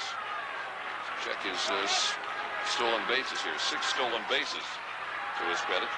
There he goes. Inside pitch. There's the throw to second base. They got him. Well, he just didn't have enough lead at first, but it was a fine throw from Rector. Rector, and Robbins puts the tag on him. There he goes. And you see Rector throwing the ball. Robbins, second base, has it there, and the tag applied, and he's out. Races the base runner here, and 1-2 the count on the hitter, Nick Phillips. Phillips is 1 for 2. He flew out to center field to open up the ball game and then doubled to left and was the third out, however, of the third inning. Got caught in that little rundown. And the strikeout of Phillips. And they wasted him in a hurry. 2 strikeouts in innings. 3 up, 3 down. No runs, no hits, no errors, and nobody left on. We have now gone through 5. There's still no score.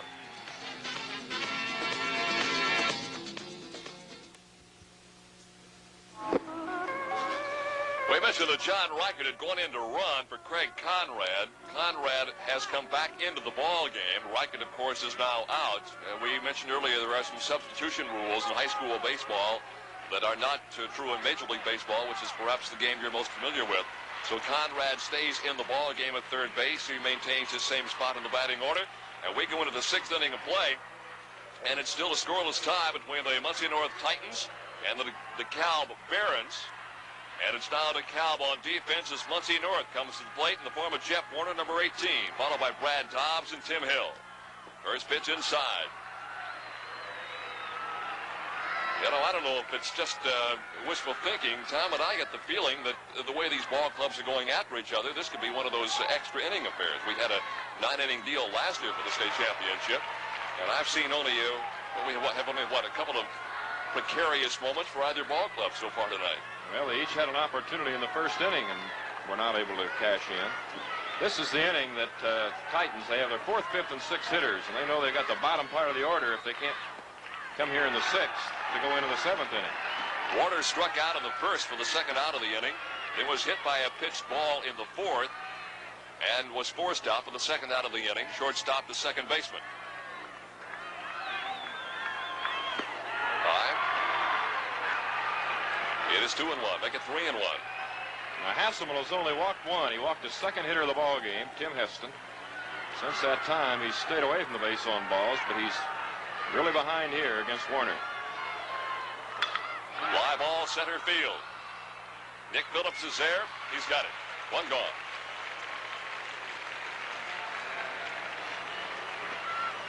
Brad Dobbs steps in.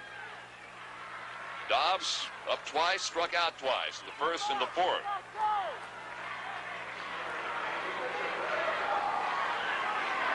Dobbs batting 5th in the lineup. He really stands up on that plate. 288 hitter. Low and away. Center field camera up by the wigwam. One of the traditional signs here at the ballpark. You can just see right down the alley. Good pitch. 1-1.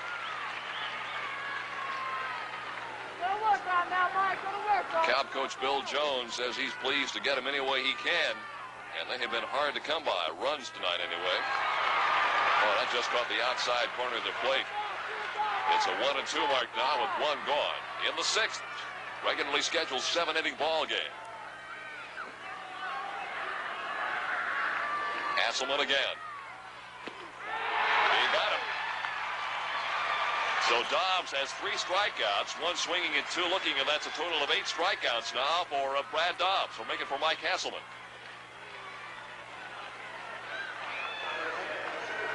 Two gone as Tim Hill moves into the batter's box. Out of the 1st, looking at a called 3rd strike. Reached base safely in the 4th on a fielder's choice. So he's 0 for 2.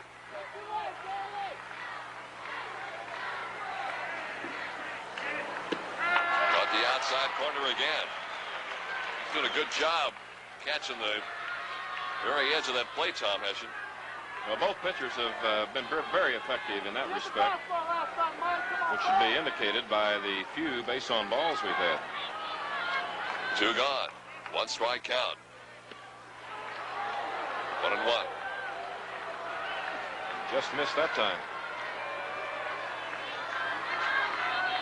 Hill is the young man I was talking about earlier who made some tremendous defensive plays in center field. A game against Ben Davis today. Moved that one inside and caught him looking again. 1-2.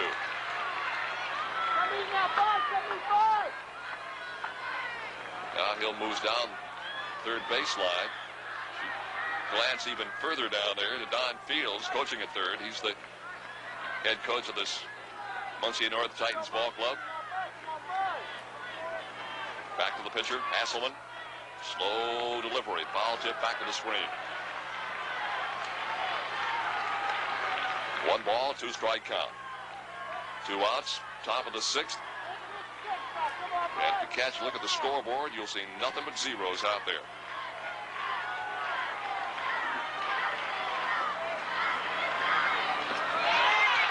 Foul tip.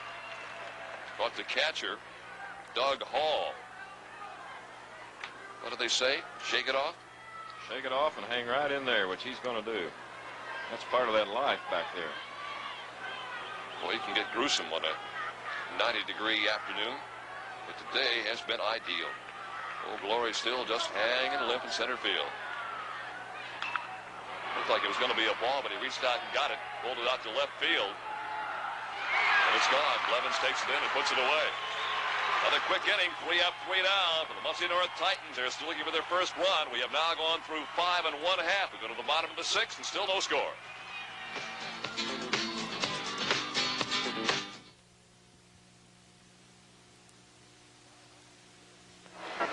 Bottom half of the 6th inning of play. You had some attendance figures a while ago, Tom Escher. What they tell us?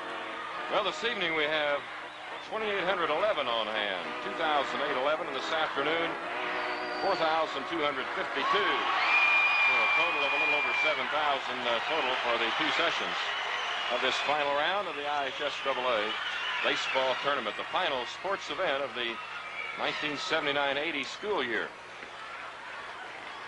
They may not be huge numbers, and I don't know if you can pick it up or not, but they are noisy. I mean, they come here, it's like a high school basketball game. They have cheers, and they get up and really make some noise. You're looking at number 9, Brad Dobbs. He started this ball game. He's been on the hill all the way. He is 6-4. He's had some touch-and-go moments, but he has been up to the task as there's no score moving into the bottom half of the 6th inning. DeKalb comes to the plate. The number 2 hitter, Chris Forrest, will lead off, followed by Todd Cobbs and Bob Squires. Anybody gets on, Barry Blevins will move to the plate.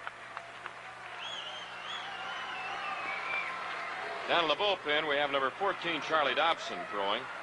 He came in and threw an inning this afternoon. He's in the lineup at the present time for the Barons of DeKalb. He's playing at shortstop, so he's getting ready in case they need some help.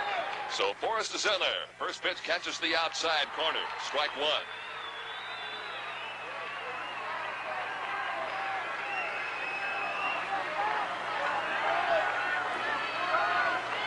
Forrest single in the first, infield single, foul ball. And then flew out to the left fielder in the 4th inning, leading off the inning.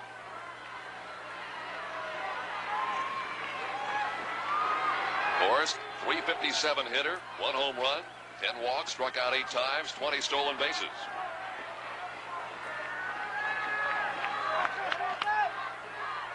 Ooh, bounced down about 10 feet in front of the plate.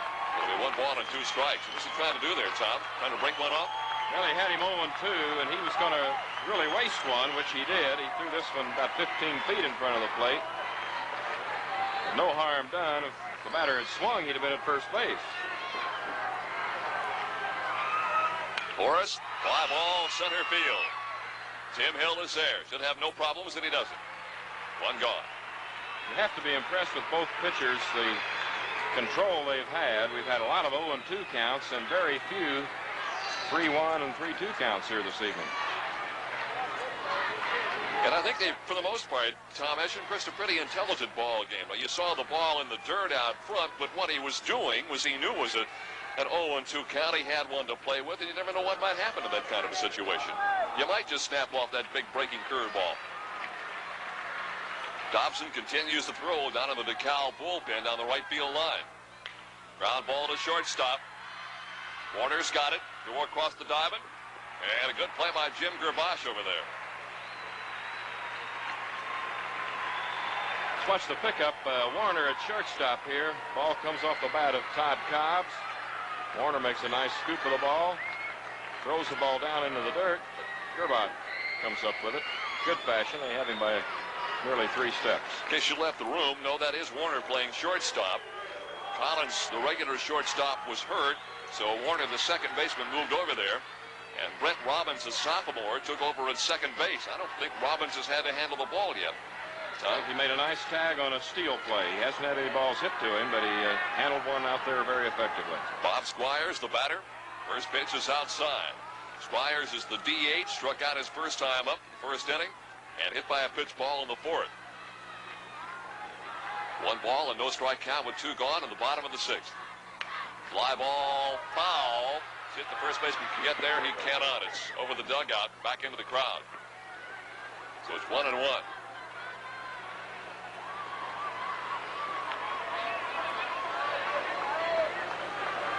One ball and 1 strike. Muncie North Titans and the DeKalb Barons appeared locked up till midnight. Well, if North gets into the 7th inning tied, they're better off than they've been in a lot of games in this tournament. They've had to come from behind in the 7th inning a lot of times. Indeed they have. We mentioned this afternoon they were down 1-0 going into the top of the 7th. Came up with 4 runs against Ben Davis. I think they used everything they had available to them. They opened up with consecutive walks to Dobbs and Hill, and a single to right by Collins, single to center by Rector. Gerbosh was the first out of the inning, grounded to third. Actually, Dobbs and Hill were wild pitched into scoring position to score the runs on the ensuing hits. 2-2 now. 2 balls, 2 strikes. 2 gone, bottom of the 6th, no score. Ground ball to third. And bubbled. Marsh couldn't find the handle. Make it E5. Well, you'll note here, he didn't get the glove turned over. He has to turn that glove over to make this play. He has the glove. He comes down on top of the ball instead of opening it up. That's his second error. We're going to have Blevins come up with Squires at first and 2 away. Blevins still looking for his first hit of the night also. Grounded out to short in the 2nd inning. Reached first on an error on the 3rd baseman, Joe Marsh, in the 4th. That ball can get at you in a hurry, can it, Tom? Well, it does right there, and that's why you have to be ready when that thing comes off the bat. Have that glove down low. You see Squires in the inset of your picture, leading off first base, not by much. Stretch of the pitch, called strike. Squires is supposedly not going to do anything strange down there, not in this situation anyway. Blevins, the left fielder, settles in, wheels and deals. 1-1. Making 0 balls and 2 strikes, I should say.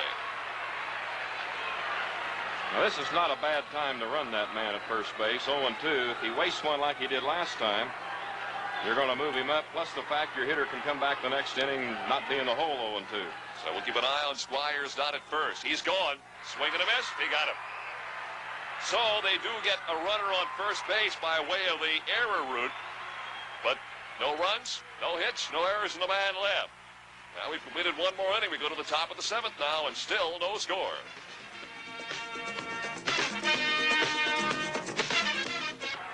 And they have moved Cobbs, the starting second baseman, into the pitching rotation. Now Cobbs has some time left. I have to look at the notes I kept here this afternoon. Cobbs went 6 innings, so he can go 4 here tonight if he so desires. Now this is going to be Robbins to lead it off, his first time at bat. Hasselman pitched 6 innings, gave 4 hits, no runs, walked 1, struck out 8, hit a man, and threw a wild pitch. Say one thing this high school baseball does, it sure makes for some interesting score sheets. Look at marks all over your sheets here trying to figure out who's where. Although the batting order doesn't change, you're just moving players around position-wise. They continue to hit as they were. Number 19, Brent Robbins, at the plate for the first time. Recall he came in replacing Jim Collins, took over at second, and Warner, who was at second, went to short, actually replacing Collins there. Brent Robbins, R-O-B-B-I-N-S. It is inside for a ball, and it's 1-2. Robbins, a .307 hitter, but he's only been at the plate 26 times. 8 hits for 26, 5 runs, 3 RBIs. Foul ball.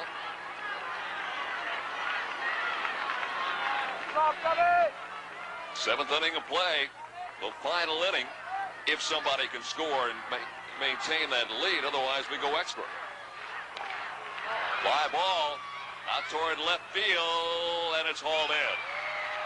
Barry Blevins there to bring it home. Well, there's one gone. Bob Rector, the catcher, 0 for 2. Pop to the pitcher in the second. Grounded out to the first baseman. Pitcher covering in the fourth.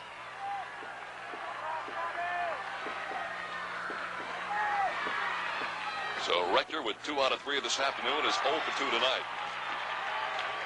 And an 0-1 count on him right now. Well, he shortened up. That got Conrad rushing up at third base, but he took the pitch. First baseman Troy Summers is way back, almost in the edge of the outfield grass. No one in the dirt, 1-1. Well, if he can push one down that first base line, Tom, he can walk to first base.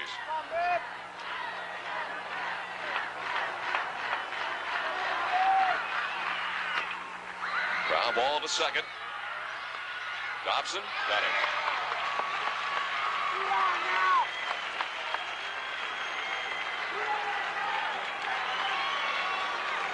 Two up and 2 down, and now Jim Gerbach will step in.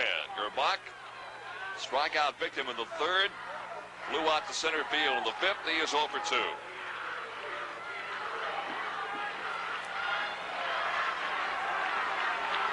Tom, you mentioned there's been a threat on either side at one point in the game or another, but for the most part it has been rather rhythmical, just up and down and up and down. Well, the pitchers have been very dominant, no doubt about that. There's a breaking ball that missed on the outside corner. You're looking at number 9, which is now Todd Cobbs. That's low, ball 2.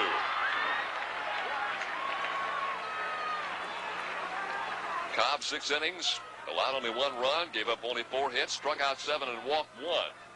Charlie Dobson relieved him in the 7th this afternoon in that 5-1 win over the Red Devils of Jeffersonville. There's a called strike. It's now 2-1.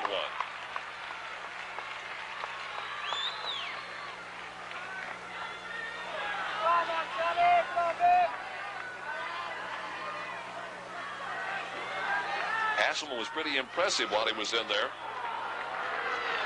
Yes, he did a fine job. He got off to a rocky start, and he struck out the leadoff man, and he wound up at first base. But from that point on, he was very tough. Struck out the first 5 first 5 outs of the game were strikeouts.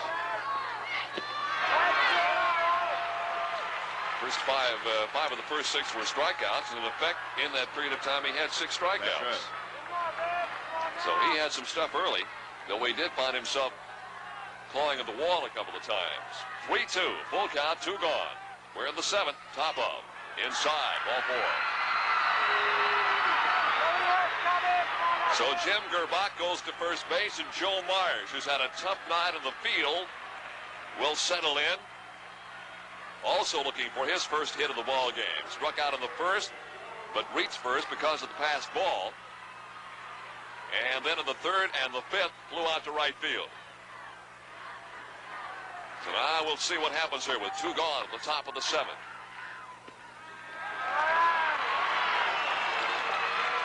One pitch and 1 strike. Joe Marsh going to first base. Gerbach is back in plenty of time. Marsh hitting .275, 22 hits, 80 trips to the plate. Scored 15 runs, knocked in a dozen. Swinging strike for 2.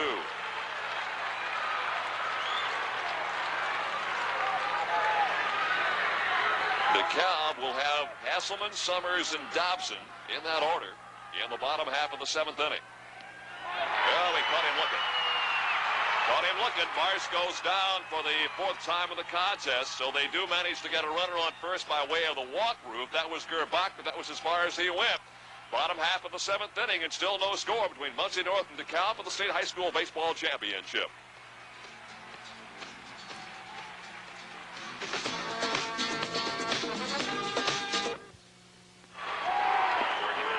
Well, if this ball game is to be concluded in regulation 7-inning time, something has to happen here in the bottom half of the 7th. DeKalb's Barons will send to the plate Mike Hasselman, Troy Summers, and Charlie Dobson.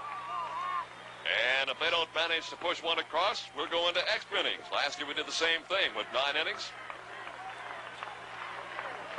Muncie North, the Titans, had a couple of opportunities. DeKalb has had the same situation in their path, but neither club's been able to materialize, capitalize on those opportunities and make a run materialize.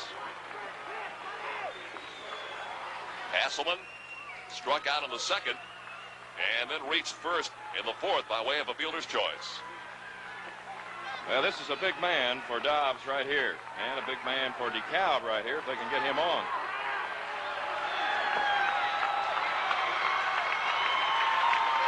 Hasselman can swing the bat. He had a triple this afternoon. That pitch looked a little high. I think Hasselman thought it was also, but it's called a strike. Well, he's been consistent, though, the umpire, Nick Swigert, on that call. That's been a strike all night. Team batting average of this DeKalb ball club is .314. That's pretty good. 1-1. They have stolen 105 bases, so if they can get somebody on, they've got the wherewithal to move them around. Second time in the Final Four, as I mentioned earlier in the telecast, back in '77, they lost to Logansport, the eventual champion Berries, 3-2 in the afternoon contest. Ball club that lost 13 seniors, supposed to be rebuilding this year, but I don't know a coach alive that doesn't go into a season, despite it perhaps being a rebuilding year, with some high hopes of maybe this will happen despite all of the rebuilding. 1-1. Bottom of the 7th and no score. Outside corner, 1 ball, 2 strikes.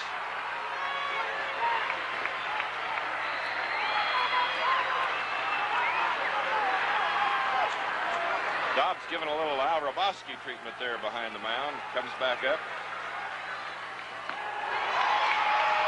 In fact, he did that a great deal this afternoon. He works, you watch very carefully, he'll talk to himself or some imaginary person out there.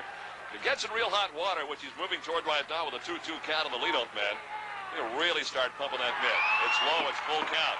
Now watch him. He'll go to work on that mitt, he'll hit it, he'll snap. When the catcher throws it back, he'll snap at it. He didn't do it that time. Then he'll take a little trip around behind the mound, throw the ball back into the mitt and come jumping back up there.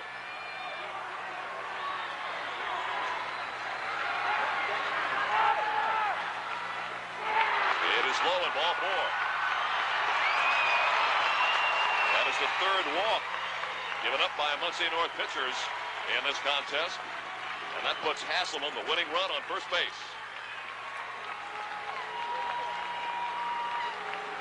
Cobb's walked only 1 in that 6 innings this afternoon.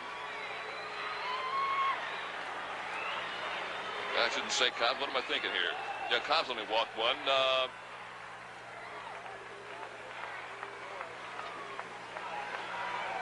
Well, it's Dobbs' game. Coach Don Fields has nobody warming up right now in the bullpen down the left side. He had Brad Wilson earlier throwing. Yeah, we're going to see some movement out here right now. He wants to bring the infield in and talk over because it's an obvious sacrifice situation for Troy Summers. And he wants to have his defense set for that.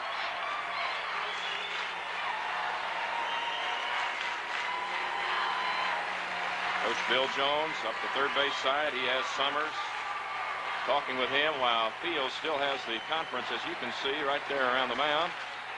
The entire infield in there with their head coach. And they know that it's going to be a sacrifice situation. Here comes the umpire from first over to break up the conference.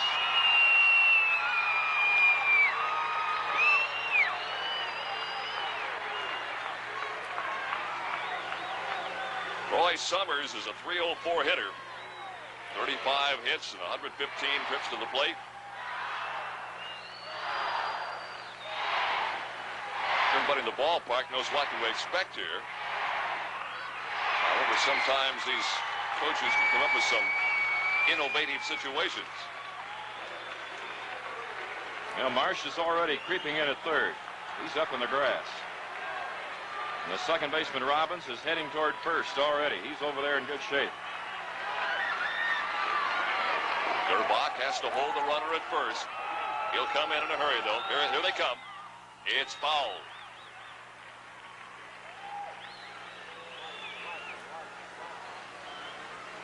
I suppose, Tom, from a coaching standpoint, one of the first things you work on in your preseason practice is bunting, is it not? Well, that's one of the things you can do indoors a little easier than other things. I think he needs to bend his knees a little bit more up there at the plate from the way he looked on that one. Squares himself. Oh, he took a chop at it and missed it, so it's a no ball and 2-strike count. Well, he looks for a sign and says, now what do I do? Marsh is still right up in his face at third base. Summers, number 7 in the batting order. I wouldn't be surprised if they don't ask him to bunt it again. He squares. He's already ready. And he foul tip. Or did he? No, the ball just got away. Well, apparently not.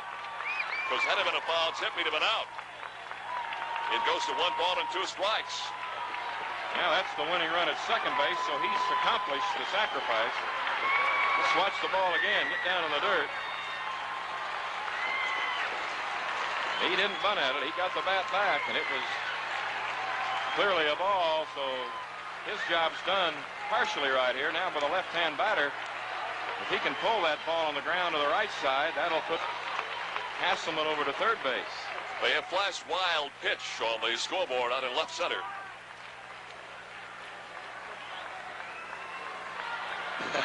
The umpire is now talking with Bob Rector, the catcher for Muncie North, and while he is doing that, Summers is standing at the plate practicing his bunt.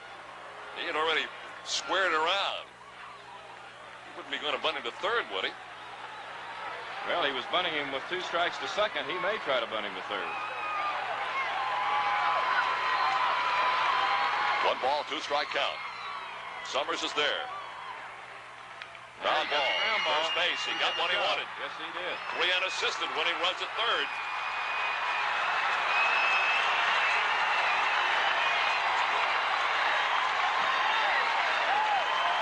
He got the ball to the right side of the infield, and that is exactly what he wanted to happen, because if it goes the other way, there's no chance for the runner to make the advance to third base, and now the winning run is at third.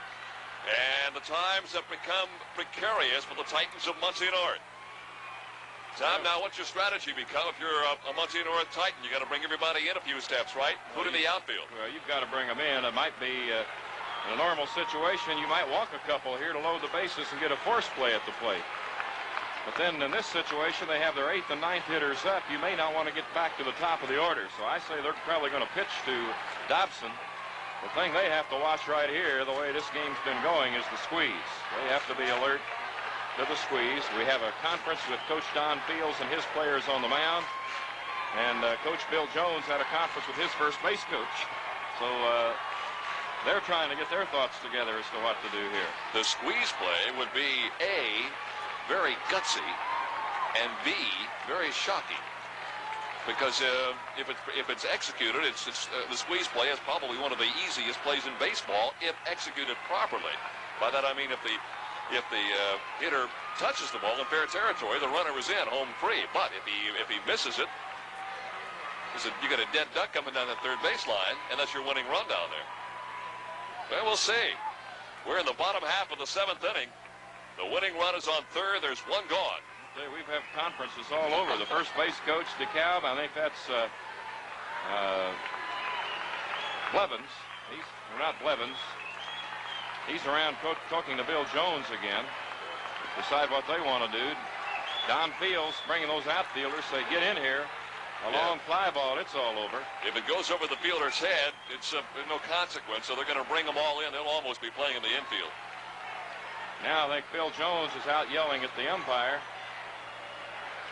No, he's going to bring in another player maybe. I thought he was going to tell the umpire that's Fields' third time to the mound. He hasn't crossed the white line, so it doesn't constitute a trip yet. You're allowed, what, 3 in a ball game? Is it third time out there? You're going to have to make a change. We have a pinch runner for Hasselman at third base for DeKalb. They've changed runners, and it's number 21, John Ketzenberger. Ketzenberger. Ketzenberger will run for Hasselman. Ketzenberger also ran this afternoon in a pinch running role, so he has felt some of the pressures of the state finals. Yeah, he's in a position now to score the winning run in the championship game. Here we go. Charlie Dobson, number 14 at the plate. Any kind of a hit, anything out of the infield will pretty much decide this affair. There's one gone. Well, I'll tell you right now, what Mr. Dobson would like is a strikeout. Foul ball. Down the left field line, well hit. If that's in fair territory, it's all over. And DeKalb's got itself its first ever state championship. It's been a well-played ball game, Tom. Excellent ball game. Yeah, you have to think that this is one of the better championship games from a competitive point of view, and the execution has been good, the pitching great. Good coaching, some very intelligent moves made, a couple of base running things you might question. For the most part, he bunts it in as a fair ball. They're coming home. They've got him, but wait a minute. I think the runner may have been out. I think maybe the bunt hit the runner in fair territory. If it did, he is out. Now, let's see here. I think in that case, the base runner on third will have to return to third base. That's what they're going to call. They're going to send the runner back to third. The ball hit Dobson as he was running out of the box. We may have this again. If Peter Mago, our director's got it, and he does. Well, here it is. We see Dobson trying to bunt the ball. Rector knew what was coming. He tried to get out of there. And the ball evidently hit his foot as he stepped out. We really couldn't see it clearly. Maybe we can see it again here if Pete's got a chance to show it to us again, because I'm not sure what it hit either. But the catcher for Muncie North, Bob Rector, is now down behind home plate. Let's look at it again. Rector was outside. He saw what was happening. He wanted the pitch out. And he might have called him for bunting it out of the box. That's what he did. It's not hitting him. He just was out of the box when he bunted the ball. So give a put out to the catcher Rector on Dobson. Catcher unassisted for the second out. And Ketzenberger will return, and that changes the complexion. Bob Rector now down behind home plate. In fact, he may have caught the brunt of that foul tip coming off of there also. Tom, I couldn't tell too clearly on the replay, but he may have caught that foul tip coming off that bat. And he's going to be up and all right. Well, that's the same as a strikeout. It works the same way. So now it's a different situation. Now there are 2 gone. 2 gone for Craig Conrad. Conrad, a strikeout victim in the 3rd. He walked in the 5th. And the pinch runner that came in for him was thrown out. So we're down to a 2-out situation. You see John Ketzenberger, number 21, the pinch runner, who had made 1 trip to home plate, got entangled in a mess down there and was sent back. He'll have to try that all over again. Got to give Dobbs some credit on that. When he saw the bunt, he got the ball away enough that Dobson had to go out of the batter's box to make contact with it, and that was enough. And the umpire, Nick Swigert, making an alert call. Rector's all right. He's going to stay in there. Tough call for the umpire. An awful lot happening in a very short span of time, and all the calls correct, by the way. Now the outfield can go back and the infield back. And that also helps defensively, does it not, Tom? Now they get some breathing room. That turns the tables around where it looked like DeKalb had all the cards in their favor. Now North, of course, still needing an out here.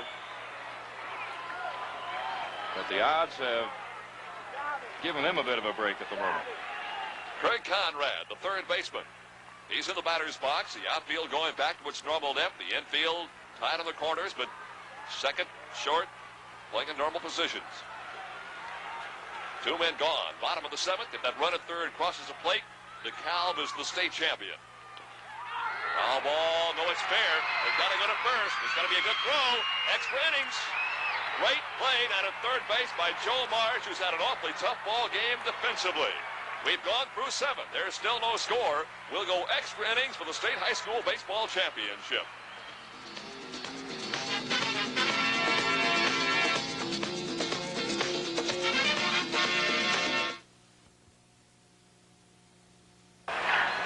Jerry Baker in the press box at Busch Stadium, along with Tom Hessian. And Tom, last year when I was here, we went 9 innings before Logansport defeated Evansville Wrights Memorial. We're going into the 8th inning here, and we have had a whole passel full of things happen. They've come in bunches, and that bottom half of the 7th looked almost like one of those storybook finishes for that DeKalb ball club. It didn't work out that way. Yeah, Muncie North is really hung tough in a lot of tight ones in this tournament. And they're into extra innings. They had an extra inning ball game for the final game of their regional, I believe. And they won that one. So this is not a new thing for them. As a matter of fact, they beat Muncie South 1-0 in 10. Brad Wilson and Brad Dobbs combined for a 1-hitter. So we're in the 8th inning. And Muncie North will send up Tim Heston, number 2 hitter, then Scott Paluch and Jeff Warner. Hasselman, by the way, for DeKalb is back in at shortstop. Recall he had a pinch runner for him. Hasselman's returned to the lineup. Hasselman began the game as the pitcher. Moved out to short. Dobson, the short, goes to second. Cobbs, the second baseman, comes in to pitch, and that's the way it stands right now.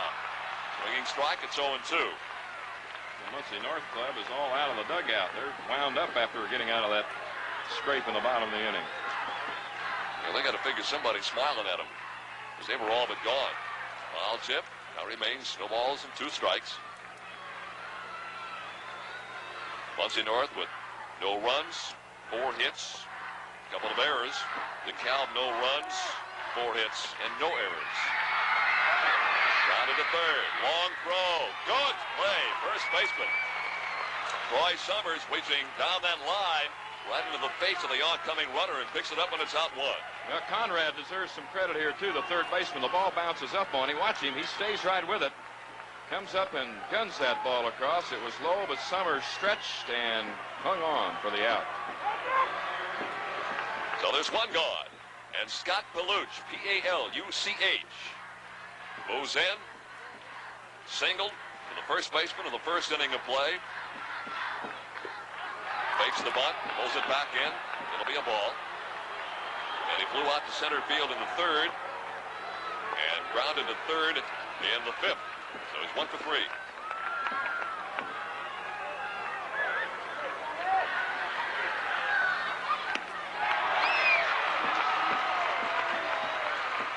It's 1-1. The scoreboard, now they've got to change it. Paluch hitting .286 on the year. 20 hits and 70 times at bat. 4 RBIs, scored 17 runs. Popped up on the infield. Third and short, both calling for it. The third baseman wants it. He's got it. Greg Conrad takes it home.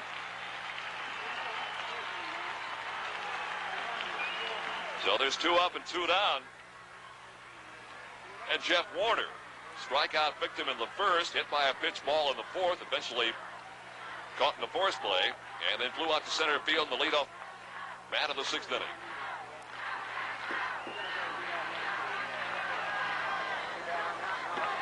It's high, it's ball 1.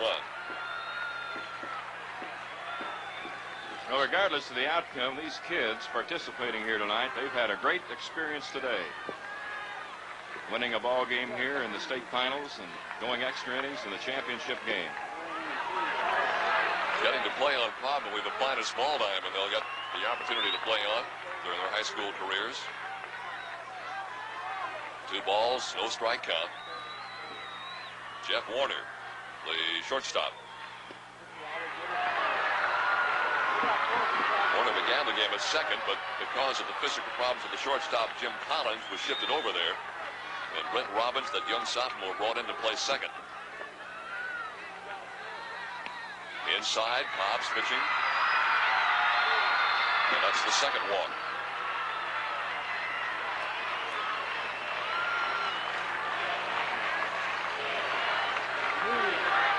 And that brings up Brad Dobbs, who has been very effective on the hill tonight, but somewhat less than spectacular at the plate. 3 trips and 3 strikeouts, 2 of those looking.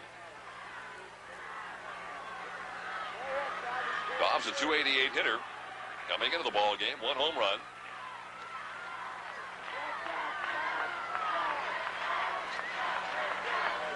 You see the runner on first. It's Warner.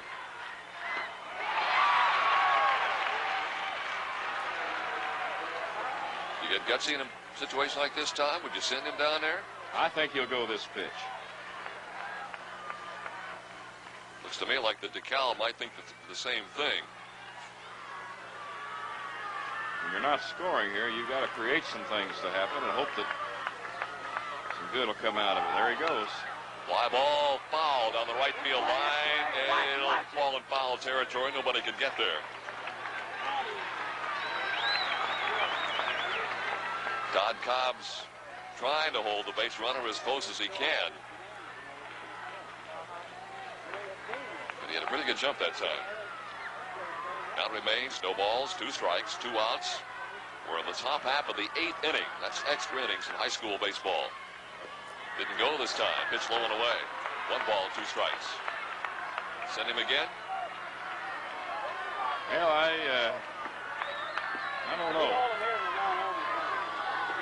He may not. Let's see. There he goes. Struck out. Doesn't matter. Another strikeout. That's 4 times. Dobbs has been at the plate 4 times. He's had a K beside his name. No runs, no hits, no errors, and 1 man left. Bottom of the 8th. No score.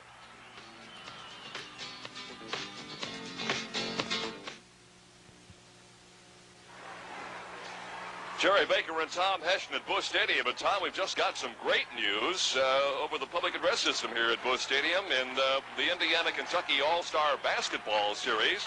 We've got a double win tonight. The Gals of Indiana beat the Kentucky Gals 69-57. That doesn't surprise me a great deal because I knew our girls team was an outstanding one. And the boys have whipped Kentucky's All-Star contingent down at Freedom Hall 82-80. Does that surprise you? Well, I really can't say one way or the other. I really haven't followed it quite that closely this year, although you always hope for the best. Oh, yes. Bill Smith, who was the Broderville coach of the state champs, had one of his players not even show up at camp. A couple of them came up with injury problems, and I think that he was kind of putting a patchwork team together, trying to get a semblance of quality, and apparently he found it tonight. Well, those things are all right if what you have left are a tough bunch, and they evidently were this evening. That is tremendous, and of course they'll be down at Market Square Arena next Saturday night for the second game of that series, both the boys and the girls. So 69-57 is the girls' win, Indiana over Kentucky, and 82-80 the boys over the Kentucky All-Stars. I think the Kentucky contingency was getting a little cocky. They had played awfully well in the past 2 or 3 years, so maybe that'll knock them down a little bit. Of course, for our Kentucky fans that tune in tonight, they won't be too happy about that. We're in the bottom half of the 8th inning, extra innings here at Busch Stadium. It's been a sensational high school championship baseball game. The kind of a game you would hope for in this kind of a situation. Some activity in the bullpen, Tom. Well, they have Brad Wilson again for Muncie North as Dobbs begins his 8th inning of pitching, and he's only given 4 hits. Ground ball to short. Phillips in a hurry, but he won't beat that one out. 1 gone.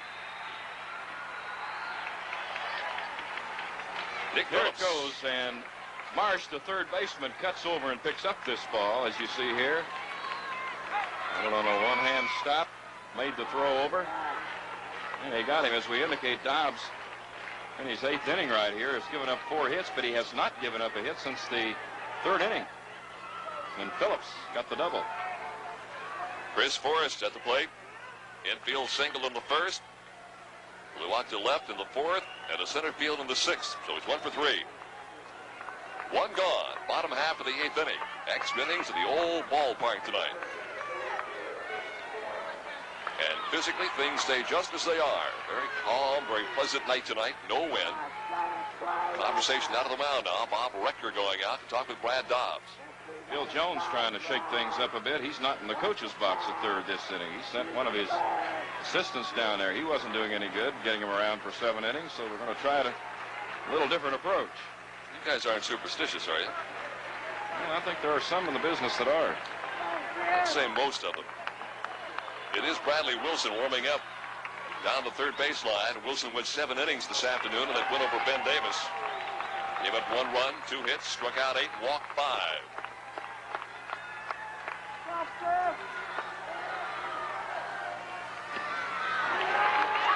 Outside, it's 2-0.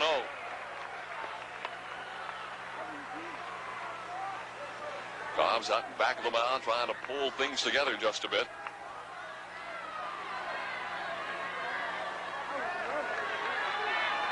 Remembers the problems he had just an inning ago. Oh, strike. 2-1.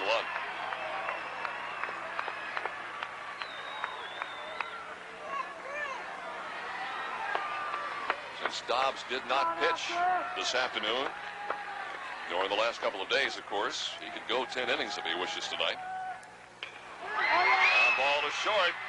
Good defensive play and a long throw, of course, with no chance. Warner, deep in the hole, made a great stop, but had literally no shot at all at getting the ball over there in time. Well, there's a nice backhand stop, as you see Warner, the edge of the grass, but not enough arm to get him from there. Pretty good range on that ball right there. Looked like it was going to be cleanly in the left field, but he jumped over there quickly. Runner at first with an out, and here's Todd Cobbs, who's had an outstanding season at the bat, in the infield, and on the mound. He could win his own game right here. Single to left in the first inning. Walked and was out in the fourth. Grounded to short in the sixth. There goes the runner. Pitches high. There's the throw. Not be in time. Stolen base for Chris Forrest. And now the winning run is in scoring position again. All right, there goes Forrest. You see in the upper right-hand corner. Here's the throw by Rector on one bounce, and Robbins handles it, but it's too late as Forrest is under him, and that's the winning run. And that's going to be all, I think, for Dobbs. Let's see. Conference out on the mound. Now, don't be surprised. Let's just check here. Cobbs has the single. Squires would be next, the DH, but he's been ineffective tonight. Would you want to walk him and set up a potential double play with one gone? I think it would be a good play to walk Cobbs and let the... Now they're going to leave Dobbs in there. Let the DH, young player, freshman boy, come up to the plate. I think that would be the move for Don Fields right here. Fields now having some conversation with the home plate umpire. It has been a busy night for a lot of people. A lot of managerial maneuvering, a lot of shuffling of players in and out of the lineup and within the lineup itself. Here is Todd Cobbs, 1 for 3 tonight. Yeah, they're going to pitch to him. Well, there goes that theory. It's a tough out.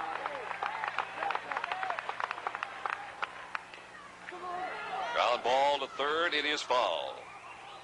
I noticed something also that time, Tom Hession. The shortstop was decoying the runner back to second base. And when that pitch was delivered, there was no shortstop at all. No, they've been vulnerable there on a couple of situations. But that's the winning run, and you have to try and keep him close, but your pitcher has to work with you a little bit right there so that you're not left at the bag over there when the ball's pitched. I don't know if we can show it to you, and I don't know if our cameras will allow us to, but there is a tremendous gap between third and short right now as they set up. There it is right there.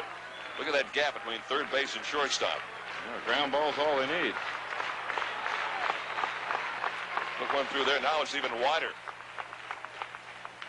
Well, he goes the other way with it. Foul ball in the right field stands. I'm not so sure that time that Warner wasn't expecting a pickoff throw. Now, Don Fields is trying to get word out there. He's yelling at his third baseman, Marsh. I think Marsh is going to get the word over to Warner. Yeah. He is right now. I just can't believe that's where Don Fields wants those players right now. In fact, when Marsh went back out there, he gave the hand motion to get back over and fill that gap a little bit. Dobbs going to the stretch position again. Runner down on second is the winning run. That's Chris Forrest. They call the inside corner. Good pitch. Now the strategy changes one more time. 8 strikeouts so far for Muncie North. And they have come when they needed them most. That will bring Bob Squires to the plate. Strikeout victim in the first inning, get by a pitch ball in the fourth. Reach first on an error on Joe Marsh, the third baseman. In the sixth, number 7, Bob Squires. Yeah, Bill Jones has come out of the dugout to speak to Blevins, and he's going to have Blevins relay a message to Squires at the plate right here. As you see, that's the on-deck hitter, Blevins, talking to Squires. Squires, a 291 hitter. That's Squires, number 7. He wants to talk to the third base coach. What can the question be here, Tom? Well, I really don't know with 2 men out. Unless they might want to run that man from second base if they think he's getting enough lead. And hope that bad throw to third or something of that nature can bring a run in right here. There's not much you can talk about with 2 out and a runner in scoring position. You got to stand up there and take your cuts. There is a belief among some baseball people that the easiest base to steal is third base because you so seldom practice a throw to third base, and it seems a bit awkward. Well, usually it's a little easier to read the pitcher when you're running at second, when he's going to deliver to the plate. Normally you have a little bigger lead, and with a right-hand hitter up there, the catcher has to throw around him. You rarely see an attempted steal of third with a left-hand hitter, but of course Squires is batting right-handed. Fly ball, that'll be a base hit. That may be your ball game. It's all over. There'll be no play at home, and DeKalb has just won the state baseball championship. And there's pandemonium on the field. The Barons have reached the state finals for the second time, and for the first time they have come home a winner. Jubilation reigns. DeKalb's Barons. Now 30-8 on the year, but more importantly, they are the state champions. How about a freshman driving in the only run in the championship game? I'm telling you, Bob Squires, the designated hitter, he had been totally ineffective to this point of the game. He hits one to right center field, and you see out in right center field, Tim Hill. He is the center fielder, down in his haunches, and that's the terrible thing about winning and losing, is that aspect of the ball game. When you play that hard and you still come up one short. Coaches Bill Jones and Don Fields will eventually meet somewhere out there amongst that melee and shake hands. And the Barons of DeKalb High School are the state champions. You see the line score there. 1-0, DeKalb wins it, and we'll be back to wrap things up for you in just a minute.